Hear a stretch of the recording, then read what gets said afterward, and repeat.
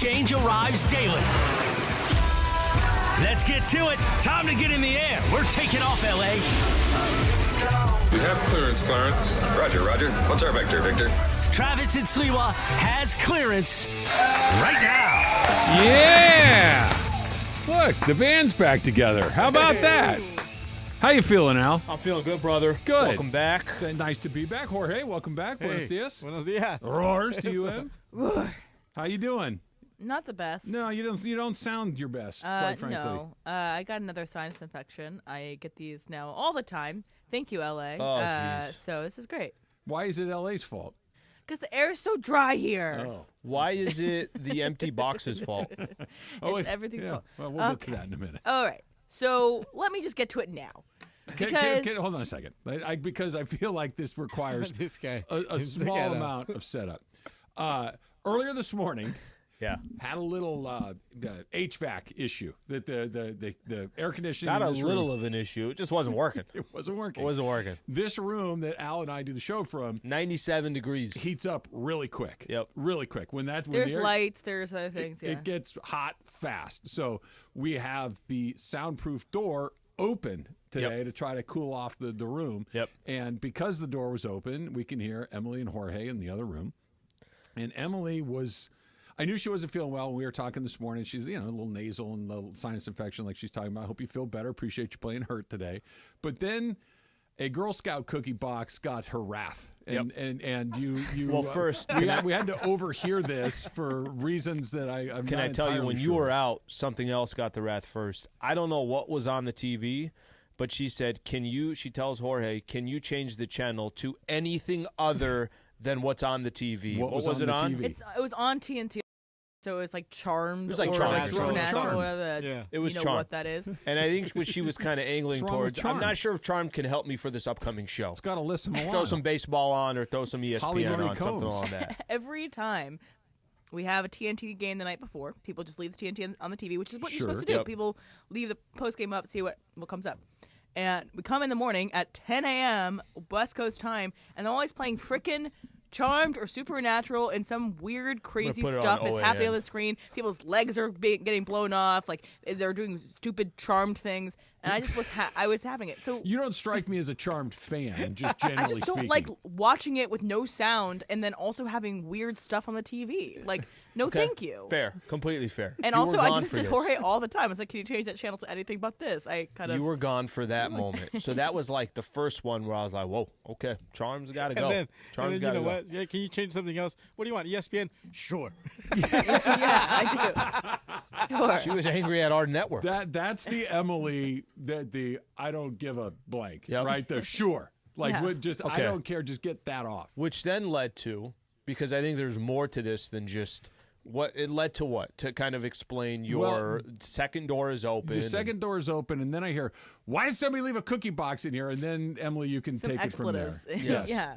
Okay, so what's happening? As I was feeling peckish, I had my bagel, but I was also still kind of hungry. I was like, oh, there's leftover Samoa cookies, which are my favorite. I know are that good. Tommy put them in yesterday, and so I had one yesterday, and I was like, oh, maybe there's going to be another one. So you know that feeling of like, I'm a little excited to have a cookie in the morning because I've not had a great morning. And so I go to pick up the box. It's completely nothing's inside of it, and it's so light. And I was like, why not put the box just in the trash can? It's literally I didn't just have that push it information. off the I desk didn't have that into the information. trash. Is today your first day at ESPN 710? Because the roommate situation around here is not ideal. But I come in do here. that? I come in here. Basically, everyone not named Alan and Travis would do that. why would you? I In your come in mind. here and I basically do a car wash through the area that I sit in because I don't know why it's sticky and there's things going on over here. So that's kind of what we're accustomed to. Can I just add to what she just said? Because I did not have that piece of information. You thought she was. Why did you think she was angry? I thought somebody just left an empty box and that's the story. I didn't think that, and now it makes I was a a little she excited wanted to a have a cookie. cookie. So you wanted a cookie. I So get it. completely makes more sense now. But I thought Right. it was like one of those, like, why is somebody? Remember that one time we had a demolished cake sitting in here for like 3 days until we finally came back and nobody decided to just throw it away. Finally, you had to throw it away. So I just threw it away, of course, because I'm not an animal. But I thought for a second there, where her situation was, it was just an empty box. Like, why would it's like putting, I don't know, you think whatever it is in the pantry. I didn't know like she putting the wanted empty milk carton back. I didn't know she was looking for, I didn't know she got the false hope that, I'm getting a cookie. No cookie there. Just what possesses you? You take out the cookies. You clearly threw away whatever the insert of these Ghost cookies are. They are like the plastic insert.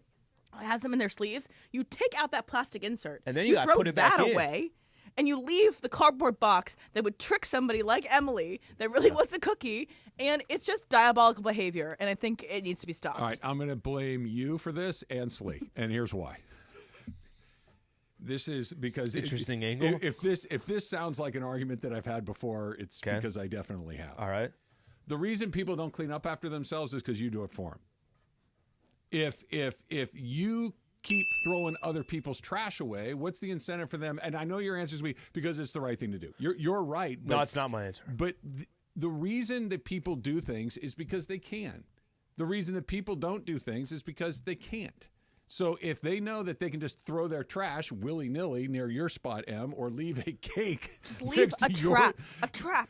I leave a cake next to your spot, Slee, and they know that you will clean it up, which you eventually did. This is essentially your and Emily's fault. Here's the problem. The problem is I'm not cleaning up their stuff. I'm just more concerned about my space. I understand that. So if I came into the studio and I didn't have a show going on and there was a cake in here, that's somebody else's problem. The problem is I'm coming in here. The next thing I need is a couple gnats now flying around saying, hey, whose vanilla cake is this? This looks amazing. Exactly. Let me set up shop next to Slee and Trav from 10 to 1. I don't want to do that.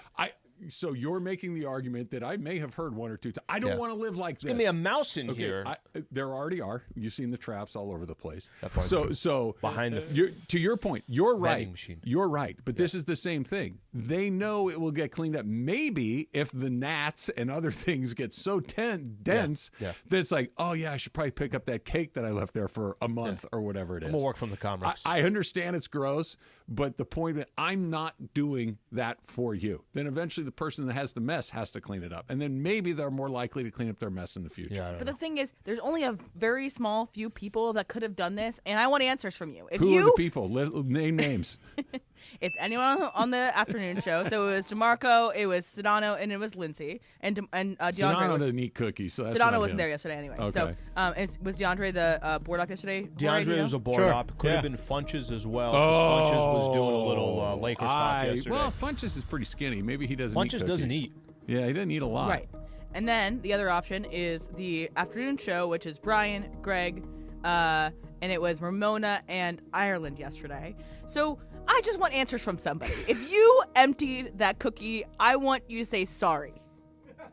Because I got my hopes up, and I really wanted that cookie. I get it, and I've been there. And it's like you have the thing, like sometimes you'll leave something. You guys have had roommates, and this happens with kids, that you have a thing, like you leave half a sandwich in the fridge, or there's an extra couple of cookies left that you want to save for something that you've said, oh, you know what I do? When I'm going to get home, I'm going to eat that half a sandwich that I have left over. Or I'm going to, hey, those cookies that I about on your drive home? Yes. And you get there and it's like, hey, where'd that have? Oh, I threw that out. Or I ate that. It's, really? And it's deeply, deeply disappointing. So I can certainly empathize with the situation that you're going through, Em. I've been there. However, I want retribution. I am Furiosa. I get the sense that you've got a short fuse today. A little bit. Yeah. Is it all sinus related? It's all sinus related. It's lack of sleep related because of my sinuses. And I know Emily good enough at this point. Sinus or not, that fugazi of a cookie box that she thought there were cookies in, she's not walking. Sinus or not, she's still upset that somebody absolutely faked her out on. I would not have been as mad. Yeah, she would have been angry that somebody left an empty cookie box there. I'd be angry if somebody left an empty cookie box. I would not have had as much expletive, I feel like, if I had not had the last 20 hours. If I took her exact quote from the morning, if I said, hey, this is what Emily said this morning, I'm going to put it more like this because of how many curse words there were, it wouldn't match the crime, okay? It wouldn't. You would take that and say, oh my gosh, what the hell happened to Emily? And if I Stacking said, problems well, there was on just problems a cookie on box, problems. and the cookie box just didn't have. Well, I know where those cookies come cookies from in because there. every year Mason and Ireland buy cookies, Girl Scout cookies. So it had to be that show. Well, no, they were there. No, I came in got to give it came to in us. during our show. I had a cookie from Tommy because Tommy came in. We talked about the Mandy's for next season. Also, Chris had an announcement about the Mandy's that he tweeted out. So check out his Twitter. But so Tommy came in, left the cookies. And, I'll leave this here for you guys to have. I had a cookie yesterday during the show. Great, lovely, and it was pretty full when I left. I think the cookie is just a symptom of an underlying issue because here's how my day started, right? I got here very early this morning, and so I didn't usually. Emily beats me here. Today is one of the rare days where I got you here guys first. like race. And no, she's like 80% the winner. So I didn't get a chance to walk by her office. I was already set in here. So it wasn't until much later in the day when we had our first exchange of greetings, and she comes into the studio here, and I said, "Hey, what's up?" And I believe there was something grunted at me. Said nothing much. And then she said, "I need to use the restroom." That was how we started our day. I'm like, Okay. gonna be one of those. And then we got and then you told me that you were not feeling well, which Yeah. I understand that. And then we had the cookie incident, and then here we are. We're off and running. We're doing our show. And don't forget the Charmed incident / The Charmed Supernatural incident took place as well. And my chair was in the wrong place, so when I put it over there and I had to move the chair, the didn't know chair is that. back there We again. didn't- that Who part wants we to didn't bring even that know. chair in here? What do you mean is the purpose of that chair? Does it move? It doesn't have any The screen comfort? is not on. Em, It's oh my gosh. just not that we need to deal with it right now, but in the event that you do have a minute or two to help me, my flat yourself. screen is. I don't know how, or else I would. But I believe me, I would. Today's the day I'm not going to it in. ask for extras. Plug it it's in. okay. Is that it? No, I have no The idea. light's on. It's we'll plugged do it in. later. I just don't know how to. there's no. Yeah, way. do I the gotta. thing. You gotta fill me in on how the weekend went and what ended up happening and where we are here on the decision for Michael. I and had a how- great weekend. How I your can't- I bank don't- account is currently looking for the future. We Yeah. got a lot that we got to figure There's out. a lot going on. I had a great weekend, which I can tell you about.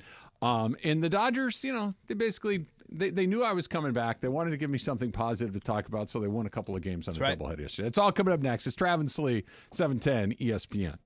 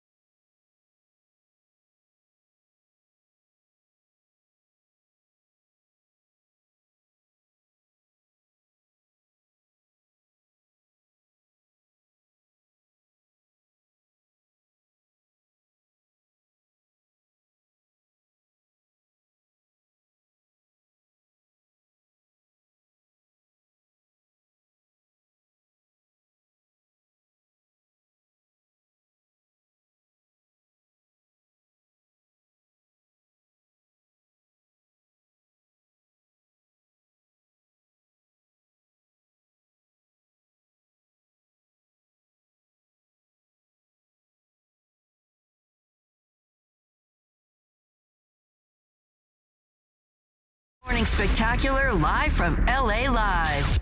Travis and Sliwa on 710 ESPN. Got a little road trip coming up Friday, Al. You're a busy man right You're now. going to be out in the 909. You're going to be there too. Yeah, on Friday. No, but you're just busy in general. I'm busy just on Friday. Well, you're in your off season. That's right. You don't have any Laker games right now. Yep. You told me that your post game show. Tell me what it's called again. Hoops Talk. Hoops Talk is we're in a little low spot right now. Are we doing it once a week? Probably once to twice a week. One right or two now. times? Okay, that's not And so if bad. anything new comes out, which for the Lakers, literally nothing new. Everything is just, here's Well, a rumor. They're going to hire Here's a J.J. rumor. Redick. You're going to have that's a what show Chris that Haynes day. said on the Dan Patrick show this morning, is that he would be shocked if it wasn't J.J. Redick. Yeah, I think I think you and I, at least, we felt that way 2 weeks ago, 3 weeks ago. Yeah, I That don't once think- his name got floated out there, you're like, oh, yeah, they're going to do that. And whatever the process is, I don't know if they're waiting. I'm not even sure because JJ was doing with Doris and Mike Breen. They were doing the East.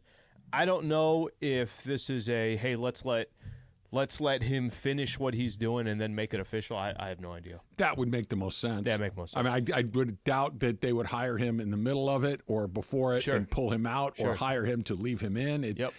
Just what do we got here? We're talking worst case scenario. We're about 2.5 weeks away from the NBA season being over. That even if Minnesota made this a 7-game series, The NBA finals already set. The dates are already set, so they're gonna that date's going to be done by, I think, 20th, 21st of June. So we're we're not too far away from having that entire thing done, and that's going to be what they're going to do. So you will have your shows coming up then.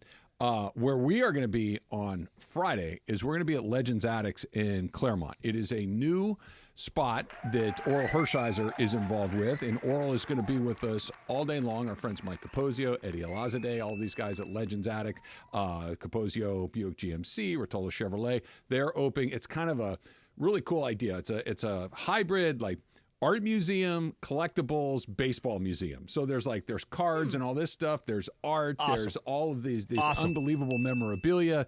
So we're going to be out there doing our show. Oral's going to sit with us, and hopefully, look, you know how much I like it when he comes in here for a segment or two. Sure. Because he's your best friend. If I get my hands on him for an entire afternoon, forget it. I may burn through the entire course of our friendship in one afternoon because I got questions. I got a lot of questions about the Dodgers. And then he'll take a restraining order out on you because you think you're your best friends. Well, I mean, he did leave me a voicemail the other day. I'm just saying. Oh, It's just, this is how, we're tight. Buddies. We do a lot of things. You don't leave voicemails unless you know somebody really well or you're scamming somebody. or you're catfishing, right? Yeah. Well, do you guys leave voicemails for people still? Just a question. Yes, a select few. Like, I would not leave you one. I would, if I needed to talk text to me. you, I would try to call you, and if you didn't answer, I would text you and say, call me when you can. I left a voicemail yesterday, but it was something for business, and I'm probably not leaving voicemails for anybody else that I know, right? If you call, even if I call like my mom or my sisters, I'm typically not leaving a voicemail. If I talk to anybody, I'm not leaving a voicemail. But if it's like very, very work specific and it's kind of outside our circles where we know people, I end up leaving a voicemail. Remember when you used to record a song? You know what to do after the beat. Oh, yeah. How about the fake voicemail? Oh, yeah. Hey, I can't hear you. You got to speak up. Hello? Who? What? Hello? No, I said, gotcha. Like, so stupid. And then you hear the operator, leave your voicemail after the beat. Yeah. It's so dumb. We had the peak of technology in 1994. Remember or Star whatever that 69 to return a phone call? Oh, there was Star Star 69. 69. Star 67 was to To hide. hide Yeah. your ID, yeah. It's like a battle of starring things. So dumb. Star Wars. So dumb. A little breaking news right here. Ty Lue and the LA Clippers reached an agreement on a 5-year contract worth nearly $70 million. League sources tell. Is this a Woj bomb, Em? This is from Shams. From Shams, and massive commitment to secure one of the NBA's best head coaches. So Shams is tweeting 5 years, $70 million. Ty Lue and the Clippers have reached an extension, Al, and this was maybe a little bit of a surprise because, getting so close to the last year of that deal that he obviously was somebody that would have been widely sought after throughout the rest of the league, but the Clippers locked up their guy. Yeah, and listen, I'm not sure Clippers' vision, plan, whatever you want to call it, but if Ballmer has not cut any corners in regards to the front office, not cut any corners with the coaches, not cut any corners to trying to put together a competitive roster. Whether it works, it doesn't. I know it's 5 years with Kawhi and PG. Yeah. But he certainly has made Ty Lue feel this is no need to go anywhere. If we're going to have success, try to do it right here. You've already been here for X amount of years. And that's a pretty healthy dollar amount there. So he's getting paid to do it. Well, this is the going rate for the best in the business, right? We just saw Jason Kidd get extended. We saw Steve Kerr get extended not that long ago. We saw Eric Spoelstra get extended not that long ago. And these are the best in the business, right? And not that like Monty Williams for the Pistons got a huge deal. It's like, really? Okay. And that one kind of blew up in their face. The Pistons are so lousy. But this is the price you pay if you want one of these guys. If you want a guy that is universally considered a high-level NBA coach, this is about where you're going to have to go to. You're going to have to go to about 15 million bucks a year. Yeah. I think Monty was 13 a year. That was the most a coach had ever got. Vogel's going to get 4 years and probably 25 for just sitting at home. So it's good biz. It's good business for these coaches. It's a great business for those guys that have it, but it's a tougher business if you don't have one of those guys. If you're shopping in the discount rack and guys that are not successful like this, or guys that are unproven, newer, the guys that have never had an opportunity to do this, maybe you catch lightning in a bottle and you get an NBA equivalent of a Sean McVay, or maybe you get a Darvin Ham. You just don't know what's coming next. And I think this is why the Lue thing is so interesting, is to your original point. The Clippers don't mess around when they know they got the right thing, right? Hey, we got the right coach, pay him. What's the going rate? Fine, pay him. Building a new stadium, just make it the best in the business. They're not going to let something come in between them and having the best at this for a few bucks. They're not going to go cheap in these areas. They pay their players. They pay their coaches. They pay their assistants, the travel. All of this stuff is at that rate. What they haven't figured out yet is how to put the best possible team, but it's not because they're not willing to write checks. Well, he's also I'll throw this at you, because let's say Ty Lue was a coach of the Lakers, and Ty Lue went through the exact same thing that he's gone through with the Clippers as the Laker head coach. Mm-hmm. Would he still be the head coach of the Lakers? That's a great question. And here's why I'm bringing it up. I'm bringing it up because there's also... What do you think the answer to that is? Because No, I don't think he'd still be there. It could go either way. It could really genuinely go... It wouldn't be surprising at all if they're like, look, we tried it for 3 years, you didn't win, gone. Yeah. But at the same time, it's like, it's understood he's a really good coach. And if there were extenuating circumstances like there have been with the Clips, or extenuating circumstances where you saddled him with a terrible Russell Westbrook deal, you saddled where Anthony Davis was not healthy or whatever, I think that caliber of coach would maybe have survived with the Lakers. Okay, so this is why I think it's kind of an interesting conversation, because Ty Lue is considered a good coach. LeBron wanted Ty Lue to come coach the Los Angeles Lakers. But 4 years with one team, if you look at the Lakers front office and the amount of coaches they've had over the last 13 years, if Ty Lue had the exact same coaching resume he did with the Clippers, he wouldn't be a Los Angeles Laker coach. I just don't think so, because 4 years with one team for the Lakers, that hasn't happened since Phil Jackson. So what would make me think that he would be that they would go out of their way to say, no, Ty Lue is the difference. And I'm not telling you he's not a good coach. He's a really good coach, but I've seen the Lakers recycle a lot of coaches over the years. That why would I believe this is the guy that's going to go 4 years? And it's not like they got to the NBA Finals. I'm talking about the Clippers. It's not like they won a championship. I'm talking about the Clippers. I think this also has to do with, what are your expectations for the Clippers than versus the Lakers? Because you get a coach that's a coach of the Lakers for 2 years, and you got questions in January. Darvin Ham was here for a year and a half, and there's questions in January where reporters are asking the opposing coach, hey, do you think Darvin Ham, you think his job should be on the line? It's been a year and a half. Mm-hmm. Do you think Ty Lue ever got questions like that coaching the Clippers? I don't think he probably did. Maybe I'm wrong, but nobody was talking about, hey, Ty Lue should no longer be the coach of the Clippers. The conversation was, you going to give him an extension or not? I think it helps that he's the Clipper coach and not the Laker coach to get that type of extension. And again, I'm not saying that he's not a good coach. I just think the expectations are wildly different between the two franchises. That's part of it, but it's not the only part of it. You're right. The expectations are very, very different. And I got nothing to add to that. You're right about that. But the reason that people start asking the questions to the Lakers is because they know the Lakers react quickly, react rashly, that they react without really taking the full picture into consideration sometimes. That the Clippers are, under Steve Ballmer, are deliberate.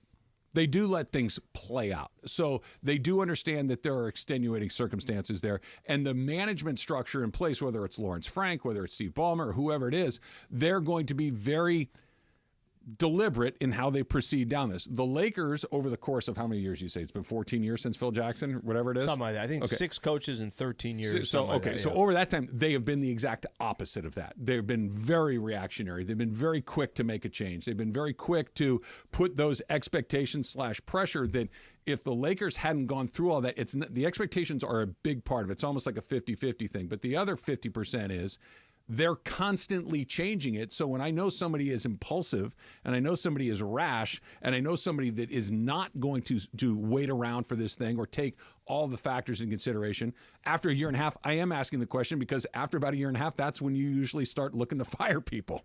Where if I know over here they never fire people or rarely fire people, I'm going to give that a little bit more of a runway. I think it's both things at the same time. Yeah. It's one management structure is deliberate and patient. The other one is very impatient and very rash. And, oh, by the way, if you go more than a year or two without winning a title with the Lakers, it's, hey, what the hell's going on here? And with the Clippers, it's, well, this is just what they always do. It's both of those things at the same time. And that's not to say that clearly Steve Ballmer has every intention to win an NBA championship. Yeah. This isn't Donald Sterling. This isn't, an owner out there that has no interest. He has the interest of winning. They just haven't been able to figure it out. Can you buy winning, though? Can you buy, just force money at things until they get fixed? In the end, we're going to find out. Let's say this. In the NBA, you have a salary cap. So technically, you can't buy winning. In today's NBA, the Dallas Mavericks, if they end up winning it all, they didn't buy winning. Neither did the Celtics. All the teams that are remaining, it's just how, I guess the only way you could buy winning is I just bought the best front office to go make the best moves.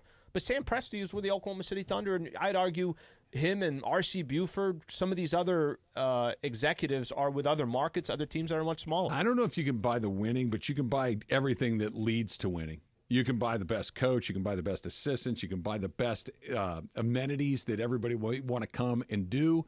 You can't do it with just like in baseball, the Dodgers just, get him. And even that has not guaranteed Not yet. anything. Baseball is kind of a different one but you can buy entry to the tournament, sure, basically. Whether you can win the tournament or not, I don't know. But they're trying to do literally everything they can. They keep running back the same roster-ish for the last 5 years, despite only having one decent run at it. And even that was kind of lightning in a bottle because it was just George and Kawhi wasn't there. They're going to do it again. And they got their guy, and they don't have to worry that one of the missing pieces in their puzzle is, and we don't have a coach that knows what he's doing. They know they got the right guy. It's can they be healthy? Other teams around the league, I don't know if Denver knows they have the right guy. Dallas has the right guy. Miami has the right guy. Look at the Knicks with Tom Thibodeau. They've got the right guy for that thing. There are places where the Celtics might not have the right guy. If they get beaten in the finals, and you look at what they were doing with Udoka and what they've done with Missoula. That it's maybe that is the missing piece right here that we can't get over the edge. And then the Lakers are just kind of in everywhere right now, but you can get close to it. This is the weirdest thing I've seen, where somebody announces they're retiring and everyone says, good, because you sucked at what you did anyway. That's coming up next. It's Travis Lee, 710 ESPN.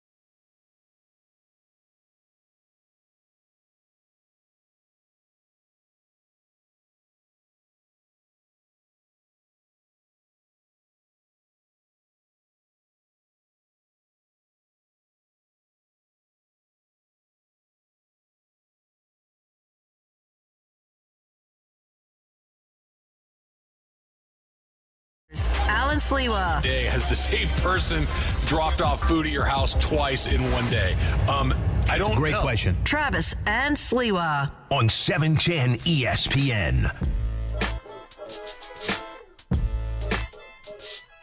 Got a little Ask Jorge coming up in about 10 minutes or so. So make sure that you can send those to us at Travis Rogers, at Alan Sliwa, at Emily Hebel. Of course, you can call 877-710-ESPN. That's the number for Ask Jorge, about 10 minutes from right now. Let me give you a little more information for what's coming up on Friday. We're going to be broadcasting live from Legends Attic, which is in Claremont. So we're headed out to the east side of town. The address for Legends Attic is 619 West Foothill Boulevard in Claremont. And like I mentioned, Oral is going to be on with us for a good portion of the show. Jaime Herrin is scheduled to be there, Peter O'Malley, some other guests as well. So looking forward to all of that. And if you are there and you need to be there, you have a chance to win an Oral Hershiser signed baseball, an 80s infield signed and framed Say, Garvey, Russell, and Lopes pick. So there's a whole bunch of cool stuff that we're going to be giving away as well. So if you want to come out and you love sports memorabilia, if you love Dodger stuff, if you like great sports art, it's a great opportunity for you to come out and see a whole bunch of that stuff. Legends Attic. Al and I will be there Friday, 10 to 1. During our show, 619 West Foothill Boulevard in Claremont. So come on out. Yeah, you're not getting trapped either. 1 o'clock the show will end. About 1:12 with Super Crosstalk. He'll be there till 6:30. I got to make sure I see everything. Yeah. You know what we get to do, too? We get to open some cards, I think, too. There's some box breaks, Slee. Box breaks, baby. When you were gone for one of those days, I did a box break Did the with whole Funches. box? No, Oh, Funches with came in. Funch. Yeah. We were Funch looking got for a in there. Wembenyama. We didn't get one. Nothing. We didn't get it. No Wembies. Come on. I got a Gabe Vincent. Go Gauchos. That's all you can say. That's right. Yeah, I mean, I got one. Got one. My friend was telling me this story about, okay, just preface this. It was not all of the money, but it was some of the money. So they got married and last year, and her husband used some of the wedding money to buy rare cards in the hopes that like one of them even invests It's an investment. more, but she was not made aware of the purchase of these Buying cards. it's like buying a stock. That's basically all. He's just looking out for the family. It's like a 401k, just much more wild. So people give cash or money. Yeah. And he took some of this wedding cash to buy that with. Yep. And your the wife in this She kind situation. of laughed it off. She was like, "Ha ha ha! That's just what he does." And I was like, "I don't know if I'd be happy about that one." Rule That number sounded, one. yeah, the one, the laugh, like how she laughed was like, I'm pissed, but I'm supposed to pretend like I'm not. Yeah, I major purchases when you're married, when you live by yourself or you're, a bachelor or unmarried or whatever, you can spend your money how you want. When you have a partner, Let's talk about this. Hey, I was on your side eventually. A little more strategic. I was thinking about XYZ. What do you think? How much is it? Yeah, right. That's just seems like a fine. good rule of thumb. This is something that no one needed to ask anybody else because there was near universal consensus in just, is it euphoria and just ecstasy that Angel Hernandez announced that he is retiring from Major League Baseball as an umpire. And I don't know if I've ever seen somebody who, by the way, he was a Major League umpire for 33 seasons. That is a super long time. A super long time. I want to read you these 4 things. This is all from one article I read on Angel Hernandez. This is probably not what you're looking for when you decide to hang it up. He will be most remembered after 33 years of umpiring at the game's highest level for being downright abysmal at the job. It's not very good. It's not what you want to hear. More recently, during Game 3 of the 2018 ALDS, Hernandez had 3 calls overturned by replay in the first 4 innings. That's a bad month. He had 3 of them in 4 innings in a playoff game. A current Major League player told Yahoo Sports, quote, "I don't think that many players dislike him as a person. He's just terrible at his job." And then lastly, this is a man who genuinely loved his craft, who just so happened to be dreadful at that craft. Like, usually there's... so insulting. When somebody, even if they are, maybe they have a checkered past, a complicated history, shall we say. Yep. There's a lot of, yeah, it wasn't perfect, but there sure was a lot of good in this. Or when somebody passes, there's a, you know, he didn't get everything right, but at least they were able to do this, that, and the other thing. This was a jubilation, an ecstasy of thank God the guy that's the worst person to have ever done this is finally leaving. I've never seen anything like that in my life. All right, so a couple things here.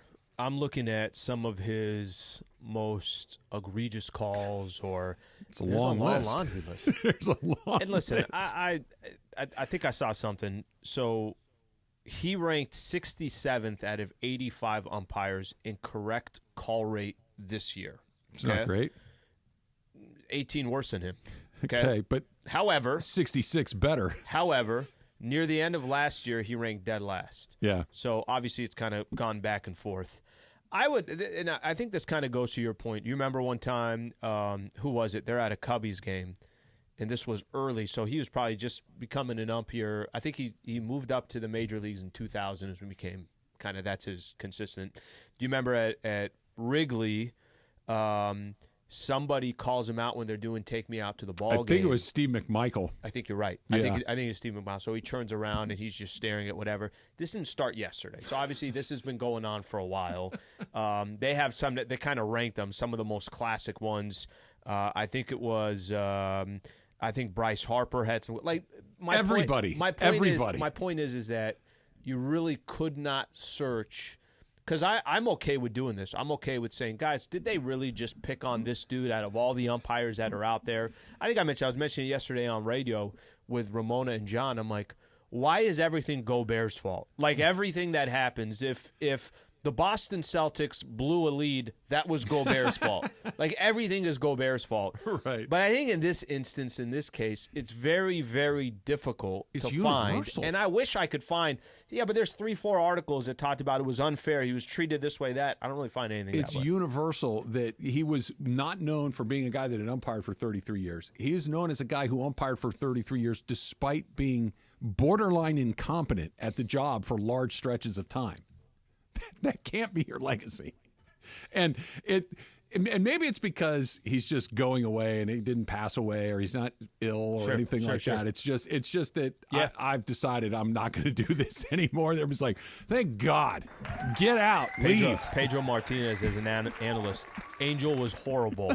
CC Sabathia after a playoff game, he's absolutely terrible. He was terrible behind the plate today. He was terrible at first base. It's amazing how he's getting umpiring in these playoff games. You just kind of go down the list. It's a long list. It was a good day for opinions. the Robo. But so okay, well, you wonder if this delays our ABS, or as we like to call it, the Robo umps, right? Because he was such a cardinal offender that you're like, look.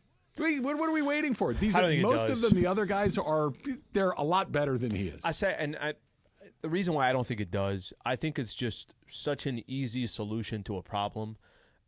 Yesterday I'm watching, obviously the Dodgers had 2 games. I think I mentioned to you, Padres had a game against. They should play 2 games every day. That's nice. Through. Just always on, always checking your phone. It's a good deal. Padres had a game against Miami, and I can't tell you how many different times, just through the course of a 9-inning game, it's like, how are you calling that a strike? How are you calling that a ball? I get the angle here that maybe if you get rid of some of the bad umps, then this could take care of itself. I don't think it will. Speaking back to Angel, I think that LASIK has been doing the funniest thing ever. So they have been like LASIK.com, like the Twitter page for LASIK eye surgery, has been commenting on every single Angel Hernandez post and just saying, we offered him to get LASIK. We did our job. That's cold-blooded. And honestly, they have the opportunity to do the best thing ever, have a commercial run in the World Series about LASIK with Angel Hernandez. They should have like an account called LASIK Sports. And it's every bad call from referees and umps, and just kind of keep that thing pumping out. That's pretty funny. Just call it Angel Hernandez. You don't have to rebrand anything. The real Angel Hernandez. Angel Hernandez was taken, so it's the real Angel Hernandez. Angel Hernandez doing his job last night. Eye surgery, $5.99 an eye. I don't even know what it costs now, but sounds about right. Wait, real quick did you guys see, as we're having pitches here on certain brands, did you guys see inside the NBA yesterday before Dallas and so they're showing Shaq. I got to see if it's a real thing or not. They're showing Shaq, and I guess there was Shaq now has burgers, right? And then he puts his stuff everywhere. Kenny Smith Kenny Smith is saying, he's like, man, you're literally everywhere. Like, what don't you do? And then the next thing that came up was Shaq's paternity test. And it's just a picture of Shaq and it's supposed to be this, blah, blah, whatever it was, right? Paternity or pregnancy test? I can't remember. I think it was pregnancy test. And Shaq's like, I'm a 49% owner in the business. I'm like, is he telling the truth or is he not?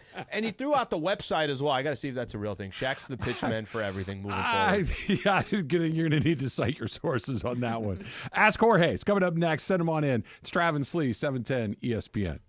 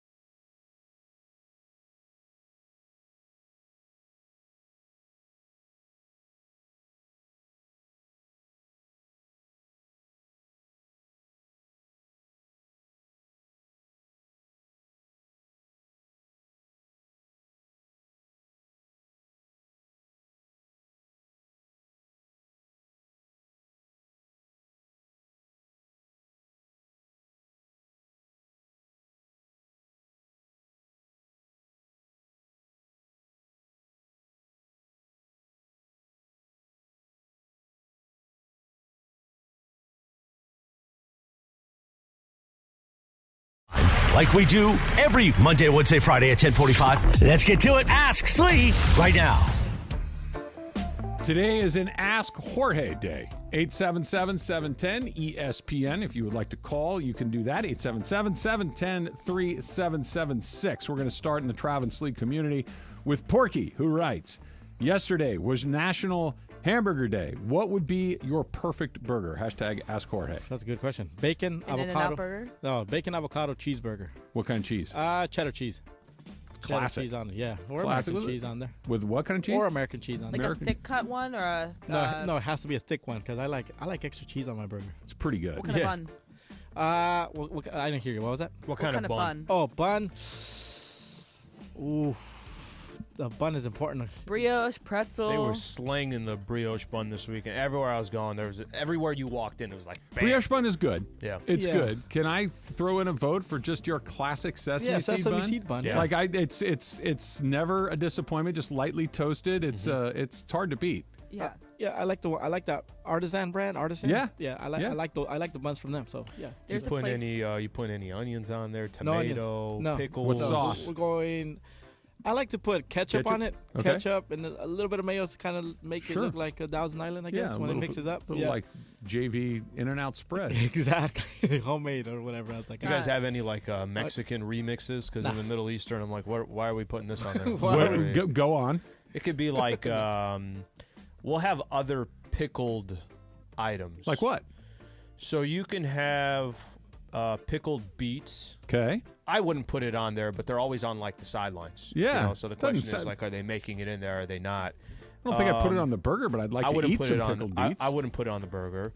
Green onions are always hanging out like on the sidelines as well. Okay. Like if you want to cut that up, kind of a little bit longer, Yeah. and put it in your burger as well. Again, I wouldn't put that. We have some, some lettuce, occasional tomato, remixes. lettuce, tomato, the wok or Yeah. avocado. Yeah. Maybe Bacon? I don't know, maybe a pepper. Yeah, bacon. Yeah. You know, extra crispy. Emily, I have a feeling you have takes on this. I mean, it's not my burger, but that's okay, and that's because it's Jorge's burger. But I was gonna say, Wasn't your cookies either. exactly. That's what I was gonna say. There's Was a it your place box? in Connecticut that, like, quote unquote, invented the hamburger, and they still serve it the same way they always have. It's in New Haven, Connecticut, and I've been there once. They serve the hamburger the same way they did, like in the 1800s, and it's just with bread and tomato and just the burger. Just a slice of tomato? Yeah, sliced tomato and then just white bread, and that's Like how they serve the burger. all the Wonder time. Bread? Yeah, Really? yeah. It's called Sounds good. Lewis's lunch. What? Still eat it. And? It's fine. Actually, it's slightly toasted, so it's not just like plain Wonder Bread like Okay. they do at Gus's. Yeah. They have that.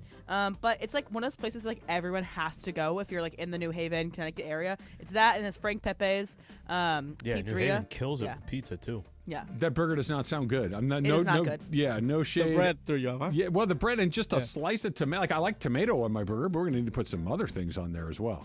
But it's the classic original. I guess. By the way, did you do? Because you kind of did the motion that you were like, are you having a hot pepper as well? Yeah. Yeah, you could on the side. That's the remix I was Yeah. talking about. Yeah, that's There's it. usually But you don't put it in remixes. there. Yeah. Like, you put it on the side. Take a bite Yeah. and then a bite. But it has to be fried, like one of those fried ones. You have to fry it. Those are good. Yeah, a little salt. Yep. But lemon, I personally don't love avocado on a burger because it slips out. Like that and guacamole like slips out because the burger That is kinda so cut it greasy. up. Well, But, so here's Unless you're like literally using one of the buns to kind of. you got to kind of mash it into Yep, the you bun do. a little bit, and even then, if it's just sliced avocado, it's sliding out every time. And if your better bet is if you put it on the patty itself, and then it adheres a little bit better. The ratio matters a great deal. Slee. All right, Christy's got one here. You can only have one hot sauce for the rest of your life. Which one is it? And do you keep it in the fridge, on the counter, or on the table? I keep it on the counter. In this case, near the computer. I I already know which one then. Yeah. So it's gotta be It's gotta be Valentina. You gotta get that big bottle of Valentina. Is that one the thicker one? Is that thicker well, there's or two no? different ones. There's Okay. one with a black label on it, and it's supposed to be a little spicier. But I like the one with the red label on it. No matter which one you get from the Valentina sauce, it's a big glass bottle, which is another thing that I like. It's a glass bottle. and then you put that on your Cholula, right? The glass. Yeah. Oh, bottle Cholula like is that, another one. Yeah. That's a good Cholula's a little fruity. one. Yeah, and I like that on my breakfast. For some reason, I can It's only have great that on on breakfast. eggs. Yes. Yes. Eggs and hash browns. When you mix it up, when you go to Denny's, bro, No doubt. done deal. M. This one's from E-Money, and he asks, you're offered a golden ticket to either spend the Sunday with Lionel Messi, or you have the entire 49ers offensive line for the entire day. Which ticket are you taking and why? Damn, what's up, E-Money? Jeez, this is a good one. I think I'll go with Messi. Yeah, that's an easy one. Yeah. Isn't it? Like you're hanging out with him for the day? Is that what it is? Yeah, I mean, he's one of the greatest, if not the greatest of all time. I'm hanging out with the guy. Can you give me the Messi voice? Jorge, I want you to come and spend the entire weekend with me. Not just Friday, not just Saturday, but Friday, Saturday, and Sunday. We're going to get ice cream. We're going to go to the park. We're going to go on the slide. Bad Boys? Bad Boys? Have you guys seen him in the ad for Bad Boys? No, I haven't. Oh, Yeah, man. He that's knocks on great. the door and he goes, Bad Boys? He's great. So I'll go with Messi. No doubt about it. All right, here's one more. This is from John Ferris. Good to hear from you, John. Hope you're feeling John? feeling well. Is it okay to date your best friend's girl after they split up? Oh, this happened to a friend of mine, actually. And we didn't think it was okay. It's just, there's... Does time matter? You know too much, and especially how long they dated. You guys hung out all the time. You were planning things to do with her, and you were letting me know about it. Like, I helped you plan some things. I don't know. That's a good idea. I'll write that down. Here's No. the situation. I don't think they so. dated for 6 months, and then it's been a year since they stopped dating, and it was he broke up with her. That feels okay. Be a no-go for me. Nah, it's a no-go for me, too. Like, Yeah. Am I wouldn't be able to wrong? do it. I think if it's true love, sure, but honestly, there's so many other fish in the sea. Like, If don't it's a mess with close friendship. friend, Yeah. Your that's best a friend? tough. Yeah, I wouldn't be doing it. But if it was, here's an acquaintance, okay, that's different. But what if it's like just a close friend? they were together for a few months, 6 months. It never really got super, super serious. They broke up. A year goes by. I'm not allowed to call her. What if he's your buddy is like, yeah, I'm not cool with that. Would you still do it? No. If it bothered him, probably. And what if your not. buddy was like, I literally have no problem with it at all? Then that's different. Then That's also you way can't different. talk about her to him probably because he's like, oh yeah, I know about that. Like it'd be a little I weird. told you, bro. You got to pick. That's You a got to good pick brother. your topics a little bit, Emily. Please. No, but she's got a good point.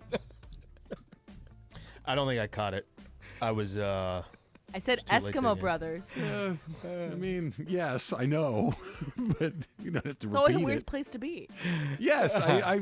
All right, let's move on. I did not. So That's, no, that's John. not expect. That was not something I expected to have in the. I the expected first- cookies to be in that box. I guess so. Look. Make sure that the woman gets her cookies when she needs them, or we're going to get into some weird territory on the show.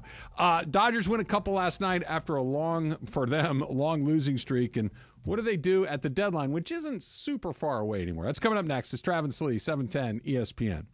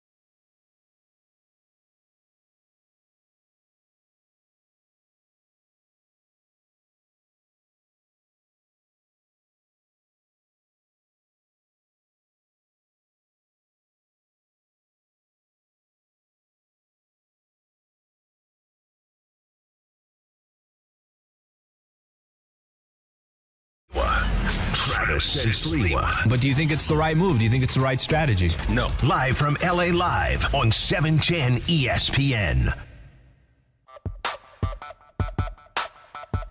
Did you see what just happened right there? I don't have the full story. I just have the. What's done is done. I have like a very vague piece of the story.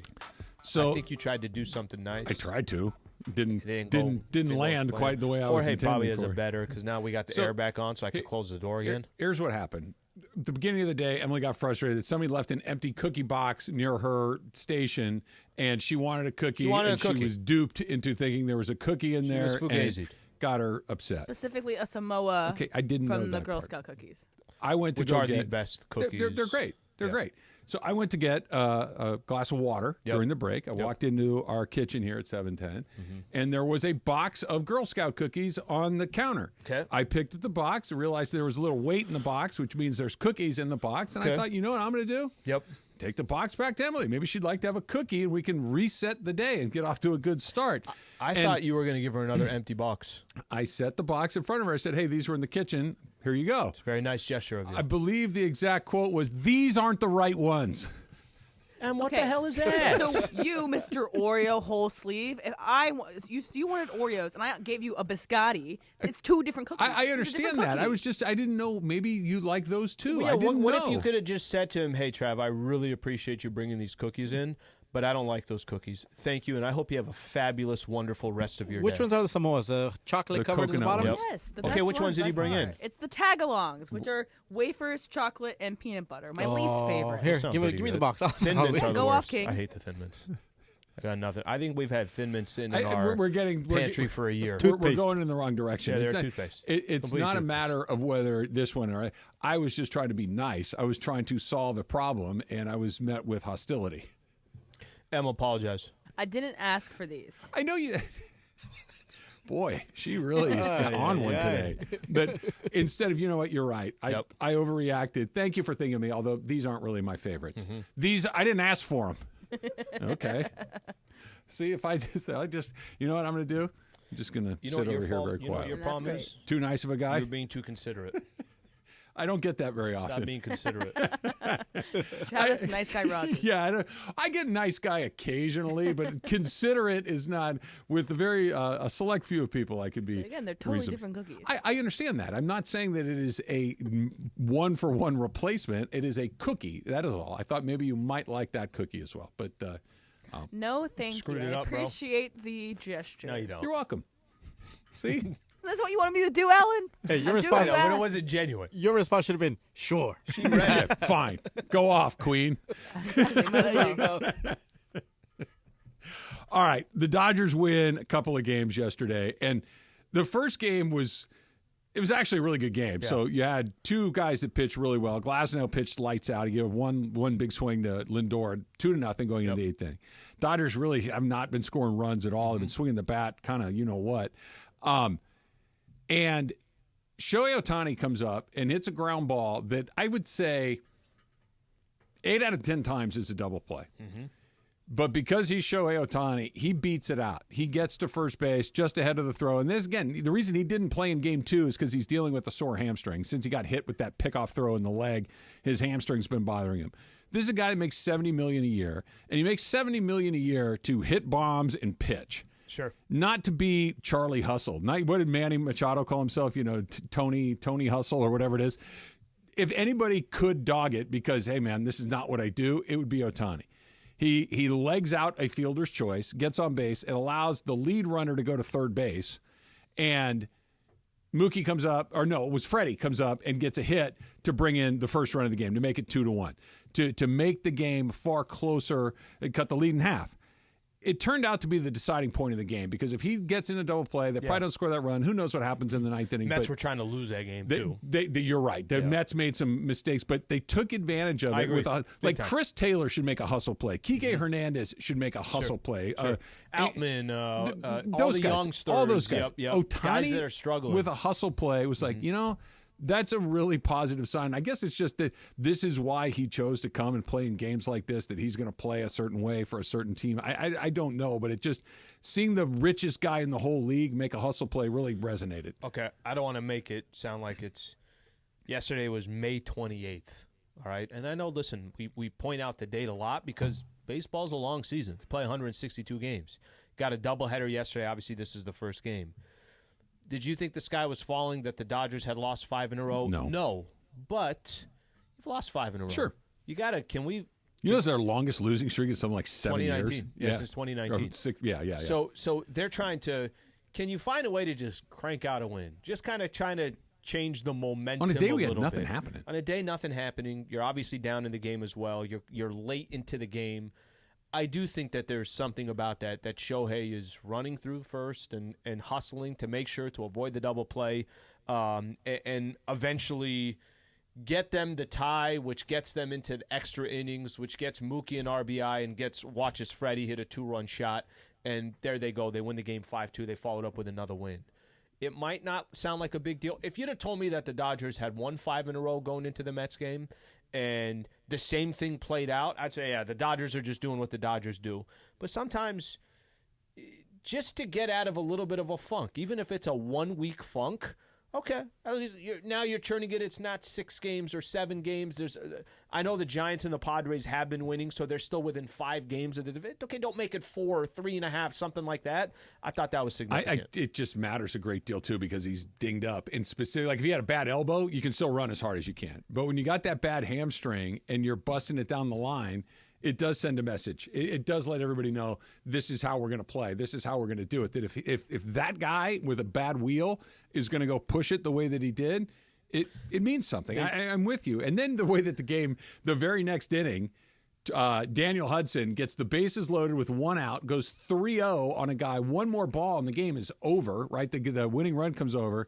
He gets a strikeout and a couple of pop-ups along the way, and then does the finger to the lips, like the shh moment. I'm like, easy, bro. You came within a pitch of burning the stadium to the ground with your stuff. Maybe we're not shushing guys walking off the mound. I loved it because it worked, but I'm watching the game thinking, okay, hurry up and blow this so we can get to game 2. This is going to bother me.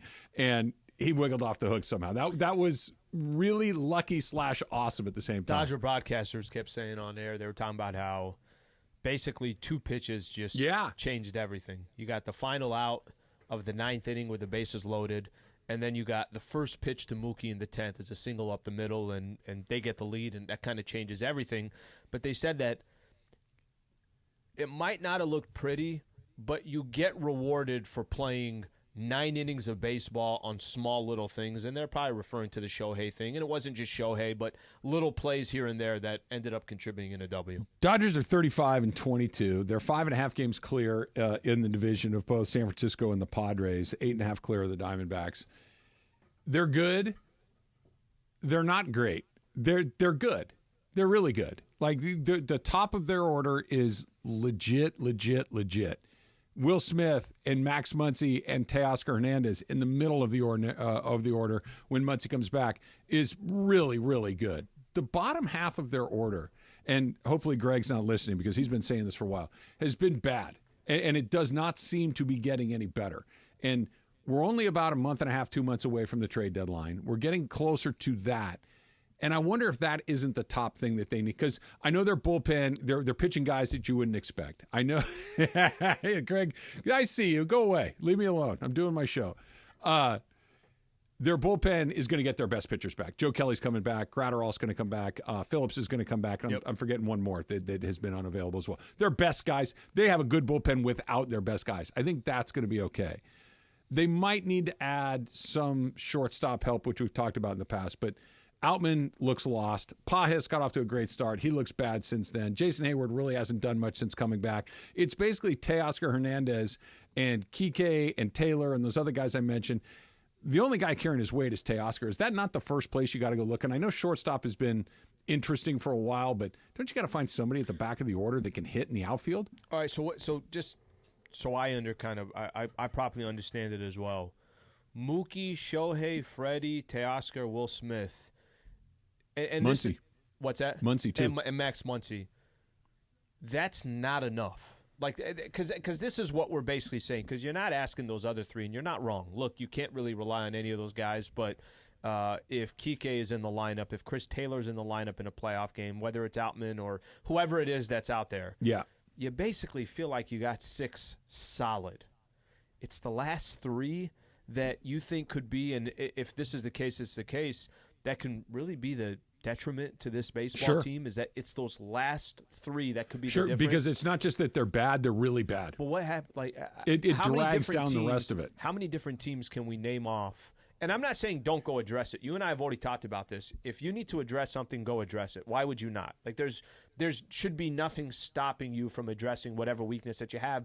And it's better that these weaknesses show themselves now before we even get to June than you find out August 15th, oh my gosh, this is a problem, and the trade deadline's already passed. But aren't there a lot of teams that are saying, I wish I had the exact same? And I'm talking about good teams that wish they had 6 solid, unbelievable MVP guys, some of them all-stars, some of them not. And then the final 3, I mean, don't all teams kind of deal with the same thing? It's the drop-off. It's the dramatic change between those 6 and the last 3. Gavin Lux is barely batting over 200. Chris Taylor has been batting about 100 for, I don't know, 2.5 years now. Chris Taylor's 110. Yeah, it's Gavin Lux is 205. And he's been hot for a week to get to 205. It's not just that they're not as good as those other guys. It's that they're borderline automatic outs. The boat just stops dead in the water with those guys, and they don't have to be great, but they have to be at least hold a little bit of your own. A little bit. You're right that they're super top heavy, but when you look at a team like Atlanta, you look at a team like Philadelphia, those other really good teams in the National League, they are top heavy too, but the back half of that doesn't seem to be nearly as difficult. And they've thrown a lot of stuff at it. It's not like they've just tried 1 or 2 guys. They've tried a lot of guys in those spots. None of them have really landed. Vargas is back in. Vargas hit a home run. I believe it when I see it. Mm-hmm. You know, all those young guys, it's like until you see it over and over again, I'm not buying it. And then the other part that we've talked a little bit about too is what do you do at short? That I know Mookie's hanging in there. Ken Rosenthal wrote about this in The Athletic.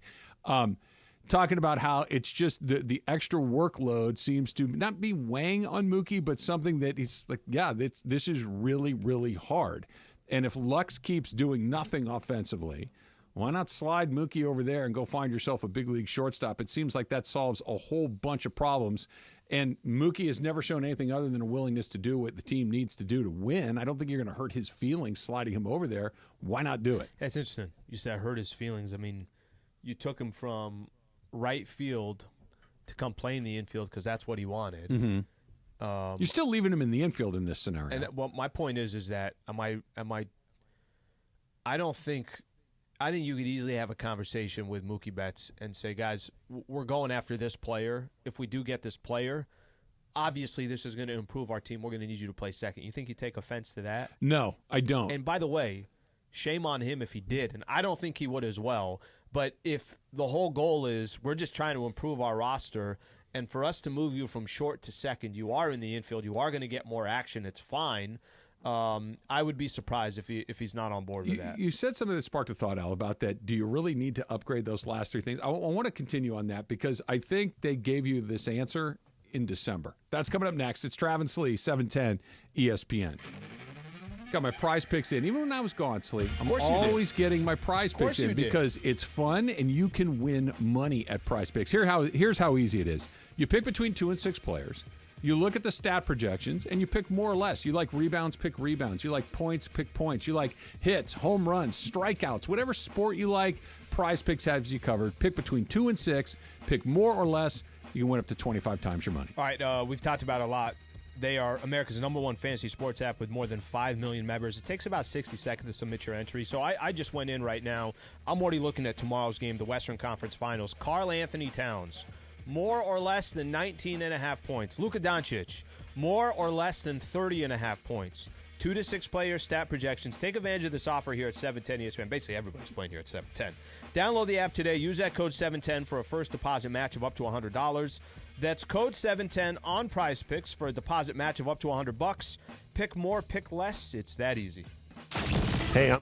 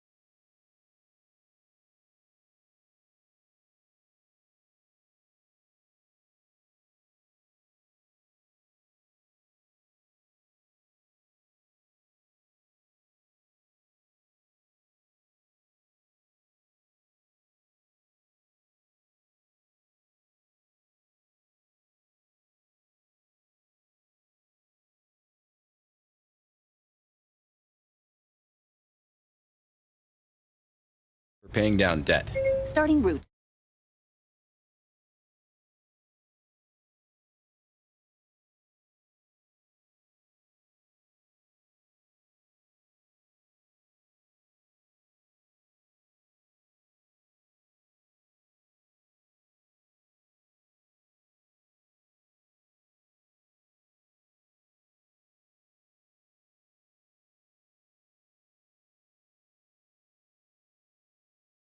Alan Sliwa. Travis and Sliwa. But do you think it's the right move? Do you think it's the right strategy? No. Live from LA Live on 710 ESPN. A reminder to all of you that on Friday, Al and I are going to be broadcasting live from Legends Attic. That is in Claremont, California, 619 West Foothill Boulevard. It's Legends Attic, and it's going to be a great day. Oral Hershiser is going to be there with us. We got a whole bunch of guests lined up for you along the way. And Legends Attics, it's a grand opening, and it is kind of a hybrid. It's a baseball memorabilia museum. It is a like a baseball card store. It is an art gallery. They got all of these different things going on, and we're going to be out there on Friday doing our show live. We're going to have all sorts of cool stuff that you can win if you are in attendance, including Oral Hershiser signed baseballs. There's speaker art signed by Oral Hershiser. There's all sorts of very, very cool stuff, and we're going to have some great guests as well. So if you are in and around the Claremont area, you want to make a day out of it, come on out and spend the morning/early afternoon with us. 10 to 1, Legends Attic, 619 West Foothill Boulevard in Claremont. Don't worry about Trav. He'll be there till like 9:30 at night. I mean, I might linger. I'm not going to lie. Trav, they closed the place, man. Yeah, just another 10 minutes. Let me ask you 38 more questions about that game against the A's in the 1988 World Series. I'm almost done. I've only been asking you for 5 hours. I got a lot. And then we can move on to your time when you won the ALCS with the Cleveland Indians. There you go. Then we about the return to Dodger Stadium. I could do it all day.